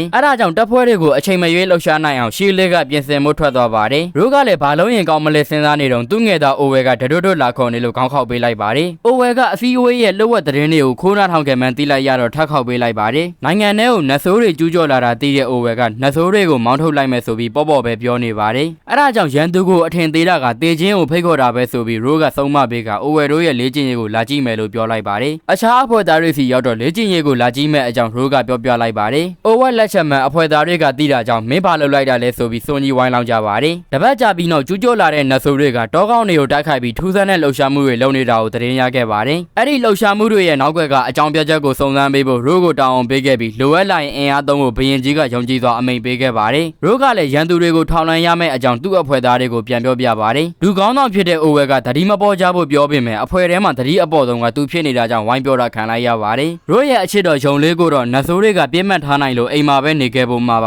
တယ်အဖွဲ့သားတွေနဲ့အတူရိုးလဲလိုက်လာမှာကိုသိလိုက်ရတော့အားလုံးကအင်အားတွေပြေဝသွားသလိုအားတက်သွားကြပါတယ်နောက်နေ့မှာတော့တောရဲ့နေရာအနှံ့စုံစမ်းမှုတွေလုပ်ခဲ့ပေမဲ့လူရင်းကိုမရောက်ခဲ့ကြပါဘူးအဲ့ဒါကြောင့်မြင်းနေရဆိုတဲ့တောအနောက်ဘက်ကိုမြင်းတွေထားခဲ့ပြီးသွားစုံစမ်းမယ်လို့အိုဝဲကပြောပြပါတယ်အနောက်မှာတခုခုရှိနေတယ်လို့အိုဝဲကခံစားမိတာကြောင့်ဒီလိုစီစဉ်ခဲ့တာဖြစ်ပြီးအဖွဲ့သားတွေကလည်းလက်ခံကြပါတယ်ရိုကင်းဆောင်ပေးနေတော့အားလုံးကအိပ်ပျော်နေကြပေမဲ့အိုဝဲကတော့သူ့ကိုဘာလို့ဒူကောင်းဆောင်အဖြစ်ရွေးချယ်ခဲ့တာလဲလို့လာမေးပါတယ်အိုဝဲကအဖွဲ့ထဲမှာတာမန်ပဲဖြစ်ပြီးဒူကောင်းဆောင်ရဲ့အလုပ်ဆိုလို့အစီအပါအလုပ်တွေပဲရှိပေမဲ့စူးစမ်းပြီးတော့လုပ်ပေးပါတယ်အဲ့ဒါကြောင့်ရိုကလည်းတက်မှုတစ်ယောက်ဖြစ်လာပြီဆိုတော့သူ့ရဲ့ခေါင်းဆောင်ယာတူကိုအိုဝဲကိုပေးချင်နေပါတယ်အိုဝဲကသူ့သဘောမတူတဲ့အမိန့်ဆိုလုံးဝမနာခံသလိုမှန်တယ်ထင်ရအောင်လုပ်တတ်တဲ့ခေါင်းမတဲ့လူမျိုးပါအရေးအချင်းရှိပေမဲ့လည်းဗိုလ်ချုပ်အမိန့်တော်မနာခံတဲ့အိုဝဲရှိကိုတနေ့မှရိုးကရောက်လာပါတယ်ရိုးအမိန့်ကိုလည်းဖီဆန်မှုတွေးထားခဲ့ပေမဲ့အိုဝဲရဲ့နီလန်တွေကအလုံးမဖြစ်ခဲ့ပါဘူးအဲ့ဒါကြောင့်တိုက်ခိုက်ပေမဲ့လည်းရိုးကိုမနိုင်တယ်လို့နိုင်ငံအပြင်ထိထွက်ပြေးရင်တော့ရိုးကလိုက်ဖမ်းပါတယ်ရိုးကိုအရှုံးမပေးခြင်းနဲ့စိတ်နဲ့ပဲငရဲဆန်တဲ့လေ့ကျင့်ရေးတွေကိုအိုဝဲကလိုက်လုပ်ပြခဲ့ပါတယ်ဒါပေမဲ့ရိုးကြောင့်ပဲပျော်ရွှင်ခဲ့ရတယ်လို့သူတို့ရဲ့ခေါင်းဆောင်ဟာလည်းရိုးကလွယ်ပြီးဘယ်သူမှမဖြစ်နိုင်ဘူးဆိုပြီးပြောပြပါတယ်ရိုးကအိုဝဲကိုဒူခေါင်းဆောင်ခံခဲ့တာကရမ်းခံခဲ့တာမဟုတ်ပဲတယောက်ချင်းစီကိုစဉ်းစားပြီးမှဆုံးဖြတ်ခဲ့တာပါအိုဝဲကဆုံးဖြတ်ပြီးရတဲ့ဘယ်တော့မှမတွန်းဆုတ်တယ်လို့ဘလို့အခြေအနေမျိုးမှမဆိုကြမ်းကြမ်းခံရပ်တည်နိုင်တာကြောင့်ဘေးမှာရှိတဲ့လူတွေအတွက်စိတ်ခွန်အားဖြစ်စေပါတယ်ဘယ်အရာကမှထာဝရတည်ရှိမနေပဲတစ်ချိန်ချိန်ကြာရင်ပြောင်းလဲရမှာဆိုပေမဲ့ရိုးတယောက်သူတို့ရဲ့ခေါင်းဆောင်ဖြစ်ခဲ့တဲ့ဆိုတာကတော့ပြောင်းလဲသွားမှာမဟုတ်ပါဘူးအဲ့ဒါကြောင့်တွေးပူနေစရာမလိုဘူးလို့ရိုးကပြောပြီးအိယာဝင်မှုထွက်သွားပါတယ်ဒီလိုစကားပြောနေတာတွေကိုအဖွဲ့သားတွေကခိုးနှားထောင်နေကြပြီးအိုဝဲကိုယုံကြည်ကြပါတယ်လို့ပြောလိုက်တော့ရှက်သွားရှာပါတယ်နောက်တစ်ရက်စုံစမ်းရေးမှာတောကောင်းတွေကိုအမဲလိုက်ထားတဲ့နတ်ဆိုးတို့ရဲ့ခြေရလက်ရတွေကိုတွေးခဲ့ပေမဲ့ဘာလို့ဒီလိုလုပ်လဲဆိုတာစဉ်းစားရချက်နေကြပါတယ်အဲ့ချိန်အတန်တစ်ခုကြားလို့တွားကြည့်လိုက်တော့အလုံးရှုံနေတဲ့နတ်ဆိုးတွေကိုတွေးလိုက်ရပါတယ်ချောင်းကြည့်နေတဲ့ရိုးရိုးကိုနတ်ဆိုးကောင်းဆောင်ကချက်ချင်းတတိထားမိသွားတာကြောင့်ရိုးလဲရှိတတ်သွားပါတယ်တောကောင်းတွေဖမ်းရတဲ့တောင်ဝန်ကိုနတ်ဆိုးကောင်းဆောင်ကမကြိုက်ပေမဲ့ရေရှည်အတွက်အကျိုးရှိရဆိုလို့လုပ်နေတာပါရိုးကတိုက်မှလာထွက်သွားမှလာမေးတော့နတ်ဆိုးကောင်းဆောင်ကတိုက်ခိုက်ဖို့ရွေးချယ်ခဲ့ပါတယ်ရိုးကနတ်ဆိုးကောင်းဆောင်နဲ့ဘိုင်ဝမ်ဆွဲမှမို့အဖွဲ့ကိုဥဆောင်မှုအိုဝဲကိုတာဝန်ပေးလိုက်ပါတယ်နတ်ဆိုးကောင်းဆောင်ကလေအကအကွယ်မော်အစွမ်းနဲ့တိုက်ပြီးရိုးကအစာပိုင်းမှုခွန်ဝါနဲ့အမြန်နှုံးကိုပဲသုံးပါတယ်အသာသီးရနေတာကြောင့်နတ်ဆိုးကောင်းဆောင်ကိုတစ်ပစ်တွေအများကြီးနဲ့ပြစ်ပြီးတိုက်ခိုက်ပါတယ်ဒါပေမဲ့နတ်ဆိုးကောင်းကလည်းခေသူမဟုတ်လို့လေအကအကွယ်ကပိုကြီးလာပြီးရိုးကိုရန်သူတယောက်အနေနဲ့အထင်ကြီးကြောင်းပြောပါတယ်လေဓာတ်တွေနဲ့ရိုးကိုဝန်းရံလိုက်ပေမဲ့ကုသအစွမ်းနဲ့အသာအရာလေးထွက်လာပြလိုက်ပါတယ်ရိုးကစစ်တပ်တနဲ့ညီများတဲ့သူမှန်တီးလိုက်ရတော့နတ်ဆိုးကောင်းဆောင်ကသူ့နာမည်ကိုမိတ်ဆက်လာပြီးရိုးနာမည်ကိုလည်းမေးခဲ့ပါတယ်အဲနောက်အင်အားကြီးတဲ့ရိုးကိုဒီနေရာမှာပဲအဆုံးသတ်ပေးမယ်ဆိုပြီးနှစ်ယောက်သားတိုက်ခိုက်ကြရင်လည်းအပိုင်းရှစ်အဆုံးသတ်သွားပါတယ်အိုင်ကိုမှာတော့နတ်ဆိုးအဖွဲ့ခေါင်းဆောင်ကကျိန်းသာတင်ဓာတ်ကိုထုတ်တော်ပြီးရိုးနဲ့တယောက်တစ်ပြန်တိုက်ခိုက်ပါတယ်အဲ့ဒီကျိန်းသာတင်ဓာတ်ကအန်နီယံများတာကြောင့်ရိုးကလည်းတတိထားပြီးတိုက်ပါတယ်ပထမအချက်မှာနတ်ဆိုးခေါင်းဆောင်ထိသွားပြီးရိုးတို့အဖွဲ့ကိုတူရင်ဆိုင်ခဲ့ရသမျှရန်သူတွေထဲမှာအခက်ခဲဆုံးပဲဆိုပြီးချီးကျူးပါတယ်လူသားကဘာမှာထူးခြားတဲ့အစွမ်းကိုပိုင်ဆိုင်ထားတဲ့လူတွေတိတ်မရှိတော့ဘူးလို့နတ်ဆိုးအဖွဲ့ခေါင်းဆောင်ကထင်နေခဲ့တာပါထူးခြားတဲ့အစွမ်းကိုပိုင်ဆိုင်ထားတဲ့ရိုးတို့လိုလူတွေကြောင့်ပန်းနိုင်အောင်သွားဖို့ကနှောင့်နှေးနေတော့မှာပါနတ်ဆိုးတွေကလူသားတွေကိုပြန်ကြောက်နေရမယ့်ခက်ကကုံသွားခဲ့တယ်လို့ရက်ဆက်ကြမ်းကြုတ်တဲ့ငါတို့ဘရင်ကနိုးထားလာပြီးဆိုပြီးနတ်ဆိုးခေါင်းဆောင်ကပြောလိုက်တာကြောင့်ရိုးလန့်သွားပါတယ်တိုက်ခိုက်ရဲ့အဖွဲ့သားတွေကနတ်ဆိုးတွေကိုဓာတ်နဲ့ထိုးလိုက်ပေမဲ့သူတို့ကမသေးကြတဲ့အပြင်စောင်းအားတွေကလည်းပိုပြီးတိုးလာခဲ့ပါတယ်နတ်ဆိုးစစ်စီဆိုတာကနတ်ဆိုးဘရင်ရဲ့ဓာတ်တွေမို့လို့အစွမ်းနဲ့ရောမသွားဘူးဆိုပြီးဇက်တိုက်ပြောနေတာကြောင့်ရိုးကလည်းတော်တော်လို့အော်ပြောလိုက်ပါတယ်အင်အားချင်းမမျှပေမဲ့ရိုးရဲ့အဖွဲ့သားတွေကရှိသမျှအားကုန်သုံးပြီးနတ်ဆိုးတွေကိုတိုက်ခိုက်နေပါတယ်ဒါပေမဲ့နတ်ဆိုးတွေဘက်ကတိတိကျကျစောင်းအားတွေတိုးလာတာကြောင့်ရိုးရဲ့အဖွဲ့သားတွေအကုန်လုံးလို့ဒဏ်ရာရကုန်ပါတယ်ရိုးလည်းအဖွဲ့သားတွေအတွက်လက်စားချေဖို့နတ်ဆိုးကောင်းဆောင်စီကိုအရှိန်နဲ့ပြေးဝင်ပြီးတိုက်ခိုက်လိုက်ပါတယ်ဒါပေမဲ့နတ်ဆိုးကောင်းဆောင်ရဲ့ကျိန်းသာတင်ဓာတ်နဲ့ညာဘက်မျက်စိကိုအခုတ်ခံလိုက်ရပါ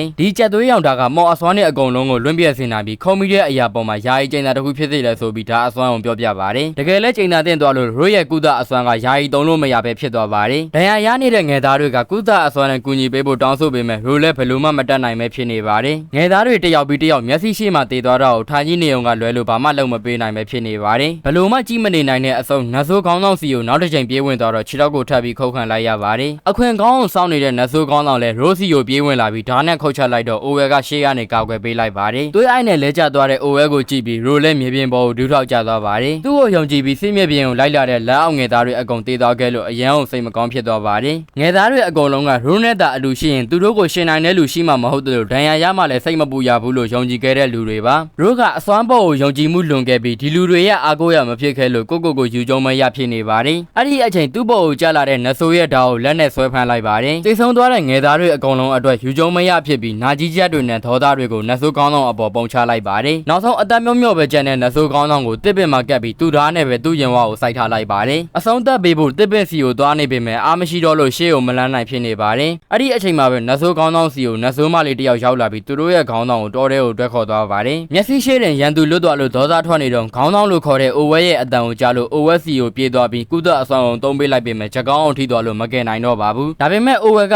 ရိုးအတွက်အသက်ပေးခဲ့ရလို့ဝမ်းသာနေပါတယ်ရိုးကိုလည်းသူတို့အားလုံးလေးစားချိတ်ခင်ခဲ့ရတဲ့အတိုင်းဆက်ရှိနေပေးပါလို့မှာပြီးတည်ဆုံးသွားပါတယ်ရိုးတိုက်ပွဲကနေပြန်ရောက်တော့ဖြစ်ခဲ့တာတွေအကုန်လုံးကိုဘရင်ကြီးစီအစီရင်ခံလိုက်ပါတယ်တောင်းဝန်မကြေပွန်ခဲ့ရလို့အခုပေးရခံထားရတဲ့တက်မှုရာထူးနဲ့စစ်တီတာဝန်တွေကိုရုပ်သိမ်းပေးဖို့ဘရင်ကြီးကိုတောင်းဆိုခဲ့ပါတယ်စိတ်ထိခိုက်နေတဲ့ရိုးရဲ့ဆန္ဒကိုဘရင်ကြီးကသဘောတူပေးခဲ့ပါတယ်ရိုးအိမ်ပြန်တဲ့လမ်းမှာလက်အောက်ငယ်သားဖြစ်တဲ့ဂျောရဲ့မိဘတွေကရိုးကိုလှမ်းနှုတ်ဆက်ကြပါတယ်ဒါပေမဲ့ဂျောကတိုက်ပွဲမှာကြာဆုံးခဲ့တာမို့လို့မိဘတွေကိုဘယ်လိုမျက်နှာပြရမှန်းမသိဖြစ်နေပါတယ်မိဘဖြစ်သူတွေကတော့ပေါ့စားတဲ့ဂျောကိုတပ်ဖွဲ့ဝင်အဖြစ်လက်ခံပြီးပြုပြင်ပေးနိုင်ခဲ့တာကြောင့်ရိုးကိုကျေးဇူးတင်စကားတွေပြောနေကြပါတယ်ရိုးအိမ်ပြန်ရောက်တော့တိုင်အိမ်လုံးကိုစိတ်ရှိလက်ရှိဖျက်ဆီးလိုက်ပါတယ်စစ်ပွဲကပြန်လာပြီးတလားကြာတော့ရိုးရဲ့အိမ်တစ်ခုလုံးကရှုပ်ပွားနေပါတယ်ရိုးရဲ့ဒဏ်ရာတွေတက်တာသွားတော့ဘရင်ကြီးကတောင်းဝန်ပြန်ထမ်းဆောင်မှုပြောပြမယ်ရိုးကတော့ညင်ခဲ့ပါတယ်ခြေတွေလက်တွေကဒဏ်ရာတွေကိုတော့ကုသအစွမ်းနဲ့ကူးလိုက်ပေမဲ့ငယ်သားတွေကိုမကာကွယ်နိုင်ခဲ့လို့ကိုအပြစ်ပေးတဲ့အနေနဲ့မျက်လုံးကဒဏ်ရာကိုတော့လုံးဝပြန်မကူးခဲ့ပါဘူးထမင်းစားခန်းကိုရောက်တော့လေအရင်ကအဖွဲသားတွေနဲ့ပျော်ပျော်ရွှင်ရွှင်စားတော့ခဲ့ကြတာတွေကိုစိတ်ထဲကနေပြန်မြင်အောင်နေပါတယ်အဲ့ဒါကြောင့်ငါကဒီလောက်တောင်ပြောညံ့တာပဲငါရဲ့အစွမ်းတွေကသုံးစားလို့မရဘူးဆိုပြီးစိတ်ဓာတ်တွေအကြီးအကျယ်ထိုးကြနေပါတယ်တစ်ဖက်ကလည်းဒီလိုဖြစ်နေတဲ့ငါ့ကိုမြင်ငယ်သားတွေဘလို့များတွေးကြမလဲဆိုပြီးစဉ်းစားမိလိုက်ပါ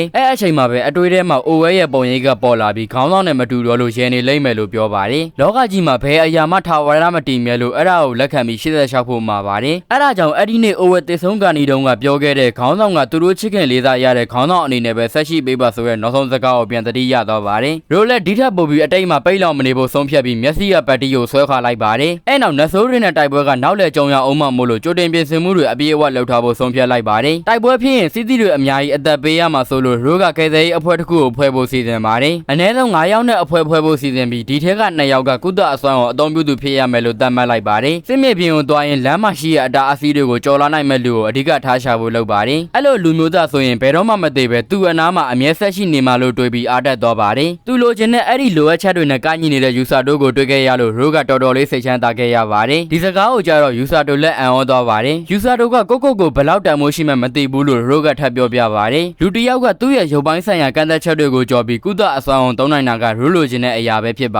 တယ်အဖွဲ့ထဲမှာရိုနဲ့ယူဆာတိုကပဲဒီစွမ်းရည်ကိုအသုံးချနိုင်တာမို့လို့ယူဆာတိုကိုမင်းကလုံးဝမသိဘူးလို့ရဲကြီးပြောလိုက်ပြီးအပိုင်ကိုပြီးဆုံးသွားပါတယ်ဒီအပိုင်းမှာတော့စစ်ပွဲကြီးမစခင်မနက်ခင်းလေးမှာယူဆာတိုနိုးလာခဲ့ပြီးနေမင်းကြီးရဲ့အလင်းရောင်ကိုခံစားနေပါတယ်။အဲ့အချိန်အင်နူခါမီရောက်လာပြီးသူ့ရဲ့ကောင်းဝတ်စုံကဘလောက်မှကြောင်ပျော်ပျော်ကြီးပြောပြနေပါတယ်။အင်နူခါမီကချစ်စရာကောင်းတာတွေထက်ဒါမျိုးတွေကိုပိုကြိုက်တာလားလို့ယူဆာတိုကမေးလိုက်တော့အရင်ကဘာမှဆိုရှားသောင်းပင်တွေကိုတောင်စိတ်အပန်းပြေဖို့စိုက်ခဲ့ကြောင်ပြန်ပြောပြပါတယ်။အဲ့နောက်အင်နူခါမီကအပြောင်အပြက်လုပ်ပြီးယူဆာတိုကိုစားနောက်နေတာကြောင့်ခါသူကီကိုလာခဲ့ပါအောင်ဆိုပြီးအော်ခေါ်နေရပါတယ်။အချိန်ကိုက်ကွက်တီခါသူကီရောက်လာပြီးရှစ်ကလေးကခေါ်နေတဲ့ဆိုလို့အင်နူခါမီလည်းလိုက်သွားရပါတယ်။တိုက်ပွဲမဖြစ်ခင်နိုင်ယူဝက်အလိုမှာနိုင်ငံရဲ့မော်စရာတွေစစ်တီတော်တွေနဲ့သူရဲကောင်းတို့ကိုအစင်သစ်နေရာချပေးနေပါပြီရှီကလေးကနတ်ဆိုးတက်မှုကိုအနိုင်ရှင်ပြီးဘရင်ကြီးစီသတင်းကောင်းတဲ့အတူပြန်သွားကြမယ်ဆိုပြီးပြောခဲ့ပါတယ်စစ်ပွဲအတွေ့အကြုံမရှိတဲ့သူရဲကောင်းတွေကစိတ်လှုပ်ရှားနေကြပေမဲ့အင်နူခါမီကတော့ယုံကြည်ချက်တွေရှိနေပါတယ်အရင်ကဘာတုန်းကလို့မဟုတ်တော့တဲ့သူမကိုယူဆာတိုကလက်ခံပေးခဲ့တာကြောင့်လို့ပြောလိုက်တော့ခါသူကီကရှင်းပြခိုင်းပေမဲ့ပြန်ရောက်ရင်ပြောပြမယ်ဆိုပြီးဒီအကြောင်းကိုခဏရပ်ထားလိုက်ပါတယ်အဲ့ချိန်အရှိရမှာနတ်ဆိုးတွေပေါ်လာတာကြောင့်ရှိသမျှမော်အစွမ်းနေနဲ့ပြစ်ပေမဲ့ပုံရင်းရောင်ကြီးဖြစ်နေပါတယ်တကယ်အစ်စ်တွေကတော့အနောက်တောင်ဘက်မှာပါတစ်ဖက်မှာလည်းရိုးကဒဏ်ရာရသူတွေကိုတဲလာပေးဖို့ဝေးယုံနဲ့အဖွဲ့သားတွေကိုရှေ့တန်းစီဆေးလွှတ်ခဲ့ပါ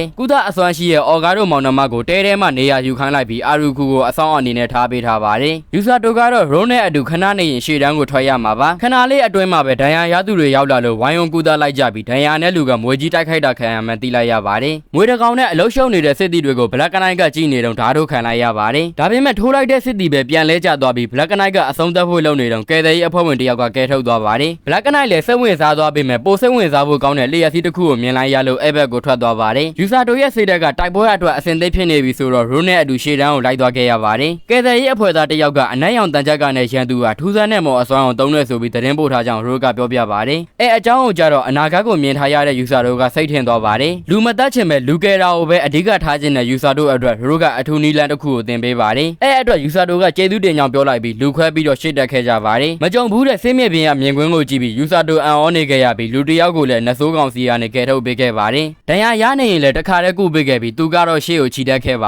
တယ်အီနူခါမီကလည်းရန်သူအများအပြားကိုချိန်မုံနိုင်ခဲ့ပြီးဒဏ်ရာရသူတွေကိုပြန်ဆုတ်ခိုင်းခဲ့ပါတယ်သူရဲကောင်းနှစ်ယောက်ကဒုက္ခပေးနေတဲ့မွေမကောင်းဆိုးဝါးအကြောင်းကိုကြားထားပေမဲ့သူတို့ရဲ့တာဝန်ကရန်သူတမှုစီကိုလမ်းဖောက်ဖို့ပါအဲ့ချိန်တက်သားအပြင်းနဲ့ဘလက်ကနိုက်ရောက်လာပြီးစစ်တီတော်တွေကဝမ်းတိုက်ခိုက်ကြပေမဲ့ဘာကြောင့်မှမသိသူတို့ပဲပြန်ခံလိုက်ရပါတယ်ခါသူကီကလည်းအလင်းမော်နဲ့ပြစ်ပေမဲ့အီနူခါမီကတားလိုက်တာကြောင့်ပခုံးကိုပဲထိသွားပါတယ်ဘလက်ကနိုက်ကိုထိတဲ့နေရာအတိုင်းခါသူကီရဲ့ပခုံးကနေသွေးတွေစီးကြလာပါတယ်အချက်ကြောင့်အီနူခါမီသဘောပေါက်သွားပြီးဘလက်ကနိုက်ရဲ့မော်ကတန်ကြပ်ကောင်ကိုတက်ရောက်တဲ့ထိခိုက်မှုတွေကိုရန်သူတွေစီတန်မြန်တက်ရောက်စေတာဖြစ်ကြောင်းပြောပြပါတယ်တစ်ဖက်မှာယူဆာတိုကမြင်ကွင်းတွေရှုပ်ထွေးနေတာကြောင့်ကိုကောင်းကိုပြန်ကူပေးမဲ့အလုံးမဖြစ်ပါဘူးနတ်ဆိုးတိုက်ခိုက်တာခံရတော့မဲ့အချိန်ခုနကသူကယ်ခဲ့တဲ့စစ်တီကသူ့ကိုပြန်ကယ်ပေးခဲ့ပါတယ်နောက်စစ်တီတော်ရဲ့လမ်းညွှန်မှုအတိုင်းပဲသူရဲကောင်းတဲ့စီကိုထွက်လာခဲ့ပါတယ်ဘယ်တိုက်ခိုက်မှုဆိုတန်မြန်တက်ရောက်နိုင်တဲ့ရှိရဘလက်ကနိုက်ကိုအနိုင်ယူဖို့အတွက်အီနူခါမီမှာနီလန်တစ်ခုရှိနေပါတယ်နီလန်ကအန်ရဲ့များတဲ့ဆိုပေမဲ့ယူဆာတိုကသူတို့ကိုလာကူပေးလိမ့်မယ်လို့ယုံကြည်နေကြပါတယ်အဲဒါကြောင့်အစီအစဉ်အတိုင်းဘလက်ကနိုက်ကိုအမြင်ရှုပ်ထွေးအောင်လုပ်ပြီးအရှိနောက်ဝိုင်းခုတ်ကြပါတယ်မျောလင့်ထားတဲ့အတိုင်းဖြစ်မနေပဲနှစ်ယောက်လုံးဒဏ်ရာရသွားကြပေမဲ့ကြောအုပ်ခုတ်ထားတဲ့အချက်ကတန်မြန်မတက်ရောက်တာကိုအီနူခါမီတွေ့သွားပါ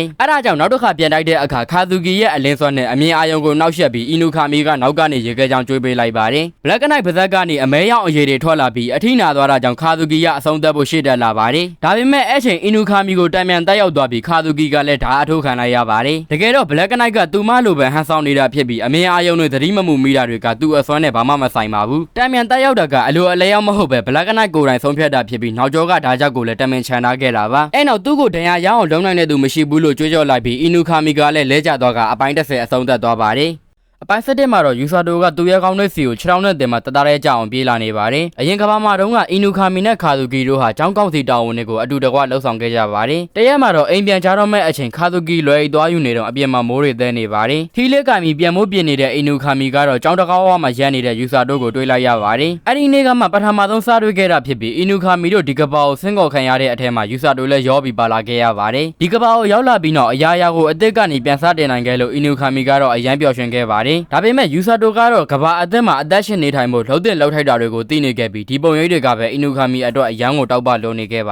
တယ်အရင်ကဘာတုန်းကလို့မဟုတ်တော့တဲ့အီနူခါမီအစ်စ်အမှန်ကိုယူဆာတိုကလက်ခံပေးတာကြောင့်သူမအတွက်ပိုပြီးပျော်ရွှင်ခဲ့ရပါတယ်အရင်ကအကြောင်းတွေကိုပြန်တွေးနေရင်းနဲ့ပဲအီနူခါမီတယောက်မြေကြီးပေါ်ကိုလဲကျသွားပါတယ်ဒါကိုမြင်တော့စစ်သားတွေကအာရွတ်သွားပြီးနတ်ဆိုးတွေကတော့အားတက်သွားကြပါတယ်ဘလက်ကနိုက်ကအီနူခါမီကိုအဆုံးသတ်ပေးဖို့ဓာတ်ကိုရွယ်နေတော့မှယူဆာတိုရောက်လာပြီးထိုးမှုတစ်ချက်ကျွေးလိုက်ပါတယ်ဘလက်ကနိုက်နောက်ကိုလွှင့်သွားတော့မှသူရဲကောင်းနှစ်ယောက်ရဲ့ဒဏ်ရာတွေကိုပြန်ကုပေးနေပေမဲ့ဘလက်ကနိုက်ကပြန်ထားလာပါတယ်အဲ့ဒါကြောင့်သူရဲကောင်းနှစ်ယောက်ကိုတစ်ဖက်တစ်ယောက်စီထမ်းပြီးဘလက်ကနိုက်လက်ကနေထွက်ပြေးပါတယ်ဒါပေမဲ့ဘလက်ကနိုက်ကနောက်ကနေတောက်လျှောက်လိုက်လာလို့ပြန်တိုက်ခိုက်ဖို့အတွက်ဆုံးဖြတ်လိုက်ပါတယ်မော်အစွမ်းနဲ့လှုပ်ထားတဲ့ဘလက်ကနိုက်ရဲ့ဝစ်စုံကလိုက်တိုက်ခိုက်တဲ့လူတိုင်းရဲ့တိုက်ခိုက်ချက်တွေကိုလက်ခံပြီးအတိုင်းတန်မြန်တက်ရောက်ကြောင်းအီနူခါမီကပြောပြပါတယ်ဒါပေမဲ့ခုနကယူဆာတိုရဲ့လက်သီးချက်ကိုတော့တန်မြန်တက်ရောက်တာမရှိလို့အတိုင်းထပ်တိုက်ခိုက်ပါတယ်ဘလက်ကနိုက်ရဲ့ဝစ်စုံကလိုသလိုပုံပြောင်းပြီးတိုက်ခိုက်တာကြောင့်ရန်သူစီကိုမရောက်ခင်ဝစ်စုံကိုအရင်တိုက်ရပါတယ်ဒါပေမဲ့အဲ့ဒါတွေကိုအသာလေးအနိုင်ယူနိုင်တာကြောင့်ချက်ချင်းပဲရန်သူစီကိုချီးကပ်ပြီးအားပြင်းတဲ့ထိုးမှုတစ်လုံးကျွေးလိုက်ပါတယ်နောက်တစ်ခါထပ်တိုက်တော့ဓာပုံသံပြောင်းထားတဲ့ဝေးယုံကယူဆာတိုရဲ့လက်ကိုထိုးချင်းဖောက်သွားပါတယ်ဒါပေမဲ့ယူဆာတိုကဘာမှမဖြစ်တဲ့အပြင်ဝေးယုံကပဲချက်ချင်းအရေးပြောကျသွားပါတယ်ဘလက်ကနိုက်နဲ့တိုက်ခိုက်နေတဲ့တောက်ချောင်းမှာယူဆာတိုကကုသအစွမ်းအောင်သုံးနေပြီးသူ့ရဲ့တိုက်ခွက်တွေကလည်းတန်မြန်တက်ရောက်မှုမရှိပါဘူးအဲဒါကြောင့်ဘာမဟုတ်တဲ့ကောင်လေးရဲ့လက်သီးချက်တွေအောက်မှာအလူအလဲခံနေရတဲ့ဘလက်ကနိုက်ကဒေါသတွေထွက်နေပါတယ်ယူဆာတိုရဲ့စွမ်းအားပြင်းလက်သီးတွေနဲ့ဘလက်ကနိုက်ရဲ့မော်အစွမ်းတို့အင်အားချင်းရှင်ပြီးနောက်ဆုံးမှာတော့ယူဆာတိုအနိုင်ရရှိသွားပါတယ်ဒီမြင်ကွင်းကြောင့်နတ်ဆိုးတွေလည်းထွက်ပြေးသွားကြပြီးဘလက်ကနိုက်ကိုတော့ကျိုးနဲ့တုတ်ထားလိုက်ပါတယ်စစ်တီတော်တွေကတော့ဘလက်ကနိုက်ကိုနှိမ်နှင်းနိုင်ခဲ့တဲ့ယူဆာတိုကိုကျေးဇူးတင်နေကြပါတယ်တိုက်ပွဲမှာယူဆာတိုသုံးသွားတဲ့ကုသအစွမ်းအုပ်ထားတဲ့လက်သီးချက်တွေကိုရိုးကတင် ကြားပေးခဲ့တာပါအဲ့ဒီအချိန်မွေးမကောင်းဆိုးဝါးကရှေ့တန်းကိုရောက်လာလို့သူရဲကောင်းနှစ်ယောက်လည်းရင်ဆိုင်မှုထွက်သွားပါ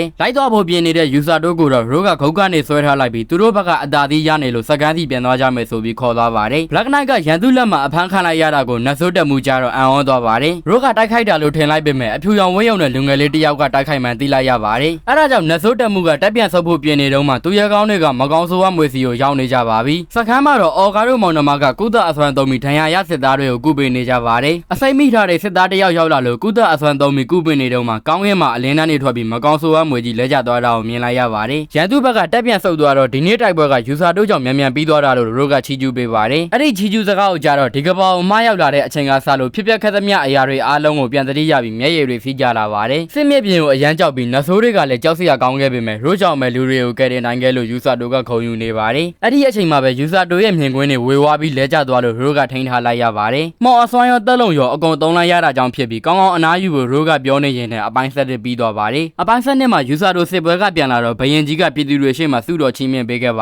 တယ်သူမရှိတဲ့အချိန်တွင်ဘလူးတွင်ဝါလာတဲ့ထင်ပြီးကြည့်နေတော့မှအဖွဲသားဂုံမှုရောက်လာပါတယ်ရဲတိုက်ကလူတစ်ယောက်ကယူဆာတို့ကိုတွေးကျင်တယ်လို့လာခေါ်တာဖြစ်ပြီးမျိုးတဲကိုလည်းတတိထားသွားဖို့မှာခဲ့ပါတယ်ယူဆာတို့လည်းအစားကနားမလဲပေမဲ့မျိုးတဲကိုရောက်တော့ပြည်သူတွေရဲ့လက်ဆောင်ဝိုင်းပေးတာကိုခံနေရပါတယ်တိုက်ပွဲမှာလက်စွမ်းပြခဲ့တဲ့ယူဆာတို့ကိုအားလုံးကချစ်ခင်နေကြပြီးဂိတ်ဆောင်အာရူခုကလည်းသူ့တငယ်ချင်းတွေကိုကယ်ပေးခဲ့လို့ကျေးဇူးတင်နေပါတယ်ဒါပေမဲ့အာရူခုကလည်းကယ်တယ်ရဲ့အဖွဲ့ကိုကောက်ွယ်ပေးခဲ့တာကြောင့်ကျေးပြီလို့ယူဆာတို့ကပြန်ပြောပြပါတယ်အဲ့ချိန်စစ်တီတော်တစ်ယောက်ကအာရူခုကဒါအစွမ်းရောမော်အစွမ်းရောကျွမ်းကျင်တာကြောင့်တော်ဝင်တက်တော်ဆောင်ဖြစ်တော့မှလို့လာပြောပြပါတယ်နန်းတော်တွေကိုရောက်တော့ရှိကလေးကယူဆာတို့ကိုဘလက်ကနေကိုစစ်ဆေးရမှာကူညီပေးဖို့ပြောပါတယ်ဘလက်ကနေကသူတို့နဲ့ပူးပေါင်းခြင်းပေမဲ့အရေးကြီးတဲ့အချက်အလက်တွေကိုထုတ်မပြောသေးပဲယူဆာတို့နဲ့တွေးကျင်တယ်လို့တောင်းဆိုနေတာပါအဲ့ဒါကြောင့်ဘလက်ကနေကိုထားတဲ့အချင်းကန်းစီလိုက်သွားပြီးအီနူခါမီကပါလာပါတယ်ယူဆာတို့ကတော့ဘလက်ကနေကိုဘာကြောင့်တိုက်ခိုက်နိုင်တော့မှမသိဖြစ်နေပါတယ်ဘလက်ကနေကဓာမဂျစ်အစွမ်းသုံးတာဖြစ်ပြီးယူဆာတို့ရဲ့ကုသအစွမ်းနဲ့တွေးတော့ဓာတ်ပြည့်သွားတာလို့ရှိလေးကရှင်းပြပါတယ်အဲ့ချိန်ယူဆာတို့တခုသတိထားမိပြီးဘလက်ကနေကိုစေကူပေးပြီးလားလို့မေးတော့မကူရသေးဘူးလို့ဖြေတာကြောင့်အပြေးထွက်သွားပါတယ်ယူဆာတို့ရဲ့ထိုးချက်တွေကကြောက်တုံးကြီးတွေကိုတော့နှချမ်းခွဲနိုင်တာကြောင့်ထိုးချက်တွေအကုန်လုံးခံစားရတဲ့ဘလက်ကနေလည်းအတော်ခံစားနေရမှာပါပထမဆုံးအချိန်နာကျင်မှုကိုခံစားနေရတဲ့ရန်သူကိုကယ်ဖို့ယူဆာတို့ကအချင်းကန်းထဲကိုဝင်သွားပါတယ်ဒဏ်ရာတွေကိုကုသပေးလိုက်တော့အနက်ရောင်တန်ချက်ကလည်းပြက်ပြက်သွားပါတယ်နှွေးထွေးမှုကိုခံစားလိုက်ရတဲ့ဘလက်ကနေကတော့ယူဆာတို့ရဲ့လက်တွေကိုမလွတ်ချင်မှုဆိုပြီးမျက်ရည်တွေနဲ့တောင်းဆိုနေပါ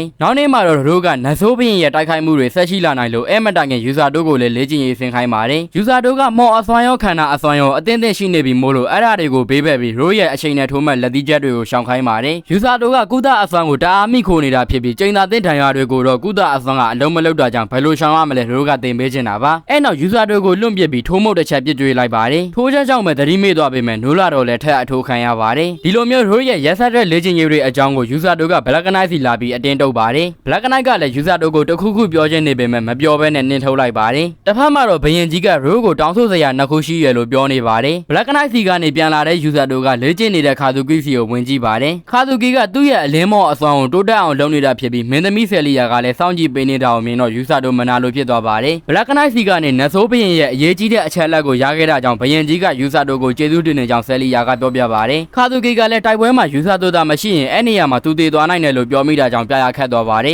ယူဆာတို့ပြန်သွားတော့ဆယ်လီယာကမိမတို့ရဲ့ထုံးစံအတိုင်းခါသူကီကိုရင်းနေပါတယ်အရေးကြီးအချက်လက်ကိုရပြီဆိုတော့ဘလက်ကနေကိုကွမ်းမြတ်တော့မှလာဆိုပြီးယူဆာတို့ကစိတ်ပူနေပါတယ်အချင်းကန်းတွေကဘလက်ကနေကလည်းယူဆာတို့လာတွေးမှောင်မျောနေပေမဲ့ရောက်လာတာကတော့ရိုးဖြစ်နေပါတယ်ဘယင်ကြီးရဲ့တောင်းဆိုချက်ကြောင့်ရိုးရောက်လာတာဖြစ်ပြီးဘလက်ကနေကိုရွေးချယ်စရာနှစ်ခုပေးပါတယ်ပထမတစ်ခုကအချင်းကန်းထဲမှာအယိုးဆွေးအောင်နေခိုင်းမှဖြစ်ပြီးဒုတိယတစ်ခုကတော့ဘလက်ကနေကိုလူသားစစ်စစ်ဒါမှမဟုတ်နတ်ဆိုးစစ်စစ်ပြောင်းပြမှာပါဘယင်ကြီးကစစ်တုံးမန်းတွေကိုမတတ်ချင်တာကြောင့်ဖြစ်ပြီးဘလက်ကနေကိုတက်လိုက်ရင်လည်းအခြားနတ်ဆိုးတွေကဒေါသထွက်ပြီးကလေးသားချိန်မှတ်ကောင်တွေပေါ်လာမှစိတ်ပြတ်တာကြောင့်ဖြစ်ပါတယ်အဲ့နောက်မော်အဆောင်ကိုချိန်ပိတ်တဲ့ပစ္စည်းတက်ပေးလိုက်ပြီးမင်းမငင်းမှုအခွင့်အရေးမရှိဘူးလို့ပြောကတောက်ချပေးလိုက်ပါတယ်လေ့ကျင့်ရေးဆင်းနေတဲ့ယူဆာတို့စီဘလက်ကနေကိုခေါ်ဆောင်သွားပြီးသူ့ကိုကယ်တယ်ရဲ့အဖွဲ့ဝင်တဲ့အဖြစ်ပုံသွင်းပေးမလို့ဆိုပြီးပြောလာပါတယ်ဘလက်ကနေကိုရိုးကိုတိုင်းလေ့ကျင့်ပေးမှမှန်သိလိုက်တော့နိုးလာတဲ့ဘလက်ကနေအတွက်ယူဆာတို့စိတ်မကောင်းဖြစ်နေပါတယ်ညရောက်တော့ရိုးအခန်းထဲကိုယူဆာတို့ဝင်လာပြီးအဖွဲ့ဝင်တဲ့လေဘလက်ကနေအကြောင်းတင်ပြနေပါတယ်မနက်တော့ရိုးနဲ့ဘယင်ကြီးတို့စကားပြောခဲ့ကြပြီးဘယင်ကြီးကနတ်ဆိုးတွေနဲ့တိုက်ခိုက်ဖို့အခြားနိုင်ငံတွေရဲ့အကူအညီကိုယူချင်နေပါတယ်အဲ့အတွက်အခြားနိုင်ငံတွေကိုစာကြုံလာပို့ဖို့တန်တန်မှန်တွေအဖြစ်သူရဲကောင်း2ယောက်နဲ့ယူဆာတို့ကိုရွေးချယ်ထားပါ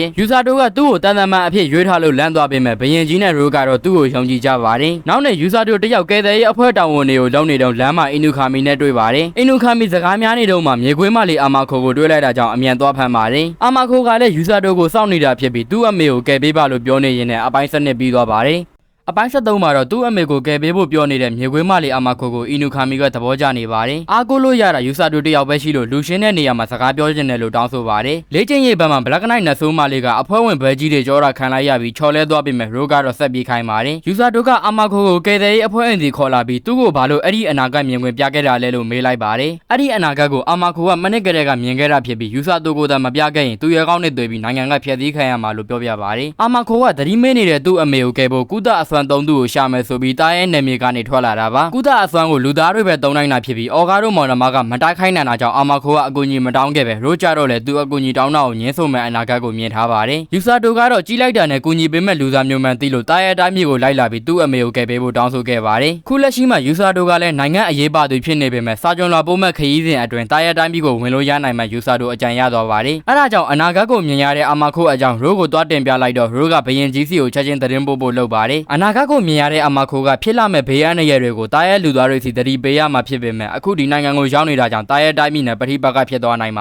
တယ်ဒါပေမဲ့ဒီအကြောင်းပြချက်ကြောင့်ပဲယူဆာတိုကတားရဲ့တိုင်းပြည်ကိုသွားဖို့ခွင့်ပြုချက်ရနိုင်တယ်လို့ရိုးကပြောပြပါတယ်ယူဆာတိုအိမ်ထဲကိုရောက်တော့အနာဂတ်ကိုမြင်ရတဲ့အာမခိုကသူကလိုပြောခဲ့တဲ့စကားတွေကိုသိနေပြီးကျေးဇူးတင်စကားပြောခဲ့ပါတယ်ညသာစားကြတဲ့အခါနတ်ဆိုးမလေးကအစာမစားခြင်းဖြစ်နေပြီးယူဆာတိုကစားလိုက်ဖို့ပြောကမှတ်တမ်းစာအုပ်တော့လက်ဆောင်ပေးလိုက်ပါတယ်လေ့ကျင့်ရေးမှာဖြစ်ခဲ့တာတွေနဲ့တွေးမိတာတွေကိုနေတိုင်းချရေးထားလိုက်ရင်စိတ်ပေါ်ပါသွားမှလို့ပြောပြခဲ့ပါတယ်အဲ့ခါမှာနတ်ဆိုးမလေးလည်းအနှဲငယ်ပြောသွားပြီးအစားဝင်သွားပါတယ်လေ့ကျင့်ရေးဒုတိယနေ့မှာခန္ဓာကိုယ်မလုံနိုင်တော့တာတောင်ရိုးကကုပေးပြီးတော့ဆက်ပြေးခိုင်းပါတယ်9ရက်မြောက်နေ့မှာယူဆာတိုပါဝင်ပြေးခဲ့ပြီးသူကလုံးဝမမောတာကြောင့်လူသားမဟုတ်တဲ့လူသားတစ်ယောက်လိုနတ်ဆိုးမလေးကတွေးမိပါတယ်10ရက်မြောက်နေ့မှာတောထဲမှာအတန်တခုကြားတာကြောင့်တွားချောင်းကြည့်လိုက်တော့ရိုးနဲ့ယူဆာတိုတို့အပြင်းထန်လေ့ကျင့်နေတာကိုတွေ့လိုက်ရပါတယ်အစာပိုင်းတော့ရိုးရဲ့လက်သီးချက်တွေကိုယူဆာတိုကမရှောင်နိုင်ပေမဲ့ပထမဆုံးအချိန်ရှောင်နိုင်လိုက်တော့အရန်ပြောသွားပါတယ်အဲဒါကြောင့်ရိုးကယူဆာတိုကိုပုံမှန်လေ့ကျင့်ရေးစီပြန်သွားခိုင်းလိုက်ပြီးနတ်ဆိုးမလေးကိုလည်းတေချာလေ့ကျင့်ဖို့မှာသွားပါတယ်ခဏနာကြတဲ့အချိန်ယူဆာတိုကနတ်ဆိုးမလေးရဲ့နာမည်ကိုမေးလိုက်ပါတယ်နတ်ဆိုးမလေးကလည်းသူ့ရဲ့နာမည်ဖယ်လန်လို့ပြောပြခဲ့ပြီးအဲ့အချိန်ဘလူရင်ရောက်လာပါတယ်ဖယ်လန်ကသူ့နာမည်ကိုမေးတော့ကမေးပြီးခေါ်မကြီးလို့စိတ်ဆိုးနေပေမဲ့ယူဆာတိုကတော့ဘလူရင်နောက်ကိုပြေးလိုက်သွားပါတယ်ဖယ်လန်ကလည်းအမြန်နှုံးနဲ့ပြေးလိုက်သွားတာကြောင့်မေးလဲသွားပြီးအဲ့ရထဲမှာအနားယူလိုက်ရပါတယ်ညသာစားကြတဲ့အခါယူဆာတိုရဲ့ပြေးနှုံးကလူသားတစ်ယောက်အတွက်ပုံမှန်မဟုတ်ဘူးလို့အဖွဲ့သားတွေကဝိုင်းပြောပြကြပါတယ်အဲ့ဒါကြောင့်ယူဆာတိုကရိုးထက်တော့လူသားဆန်သေးတယ်ဆိုပြီးပြောလိုက်လို့ဇုံနဲ့အပေါက်ခံရပြီးပါးတန်ရရသွားပါတယ်အဲ့ခါမှာအဖွဲ့သားတွေရောယူဆာတိုရောငြိမ်ကြသွားပါတယ်ညသာကောင်ဖယ်လန်ဘိုက်စာပြီးနိုးလာတော့ရိုးနဲ့ယူဆာတိုတို့စကားပြောနေတာကိုတွေ့လိုက်ရပါ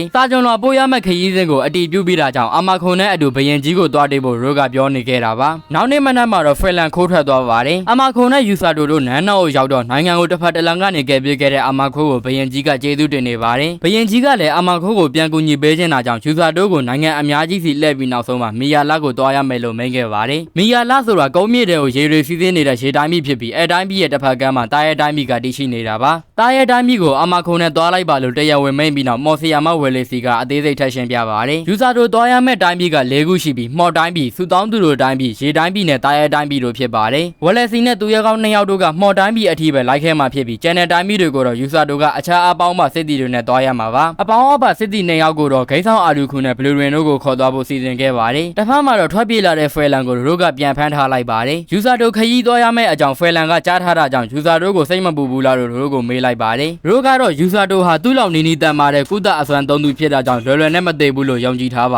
တယ်ဖယ်လန်ကိုလည်းယူဆာတိုကိုစိတ်ပူပြီးသူခရီးစဉ်မှာလိုက်ချင်လို့ထွက်ပြေးလာလားလို့မေးလိုက်ပါတယ်ဖယ်လန်ကတော့အဲ့လိုမဟုတ်ပဲပြင်းနေတာကြောင့်လို့ဖြေလို့ပြင်းနေရင်ပြေးနေလို့ပြောပြီးခိုင်းလိုက်ပါတယ်ညနေရောက်တော့ယူဆာတိုကမနက်ဖြန်ခရီးထွက်တော့မှကိုသိလိုက်ရပါတယ်ဒါပေမဲ့ဘာမှမဖြစ်တဲ့ဟန်နဲ့ယူဆာတိုကိုကန်နေပြီးယူဆာတိုကသူ့နာမည်ကိုခေါ်လိုက်တော့ရှက်ပြီးထွက်သွားပါတယ်အဲ့နောက်ရိုးရောက်လာပြီးကုသအစွမ်းကိုအထင်သေးတဲ့လူတွေလည်းရှိတာကြောင့်အဲ့လိုလူမျိုးတွေကိုတွေ့ခဲ့ရင်အစွမ်းကုန်ချလာခဲ့လို့မှာပါတယ်ဒီစာကြုံလာပို့တဲ့ခရီးစဉ်ကယူဆာတိုကိုပြောင်းလဲပေးသွားမှာဖြစ်လို့ရိုးကမျောလင်းနေမယ်လို့ပြောပြီးထွက်သွားပါတယ်ဒီစကားကိုကြားတော့ယူဆာတိုလက်ပြောနေပြီးရိုးကိုဆေးရတယောက်အနေနဲ့လေးစားနေပါတယ်နောက်တစ်ရက်မှာတော့ခရီးထွက်ရမယ့်လူတွေကသူတို့နဲ့သက်ဆိုင်ရာလူတွေကိုနှုတ်ဆက်နေခဲ့ကြပါတယ်မသိတဲ့နိုင်ငံတွေမမြင်ဘူးတဲ့လူတွေနဲ့တွေ့ဖို့ခရီးထွက်လာခဲ့ရပြီးယူဆာတိုတယောက်ဘာတွေဆက်ဖြစ်မလဲဆိုတာကိုစီဇန်2မှာဆက်ကြည့်ရမှာပါစီဇန်1ကတော့ဒီနေရာမှာပဲအပိုင်း73နဲ့အဆုံးသတ်သွားပါတယ်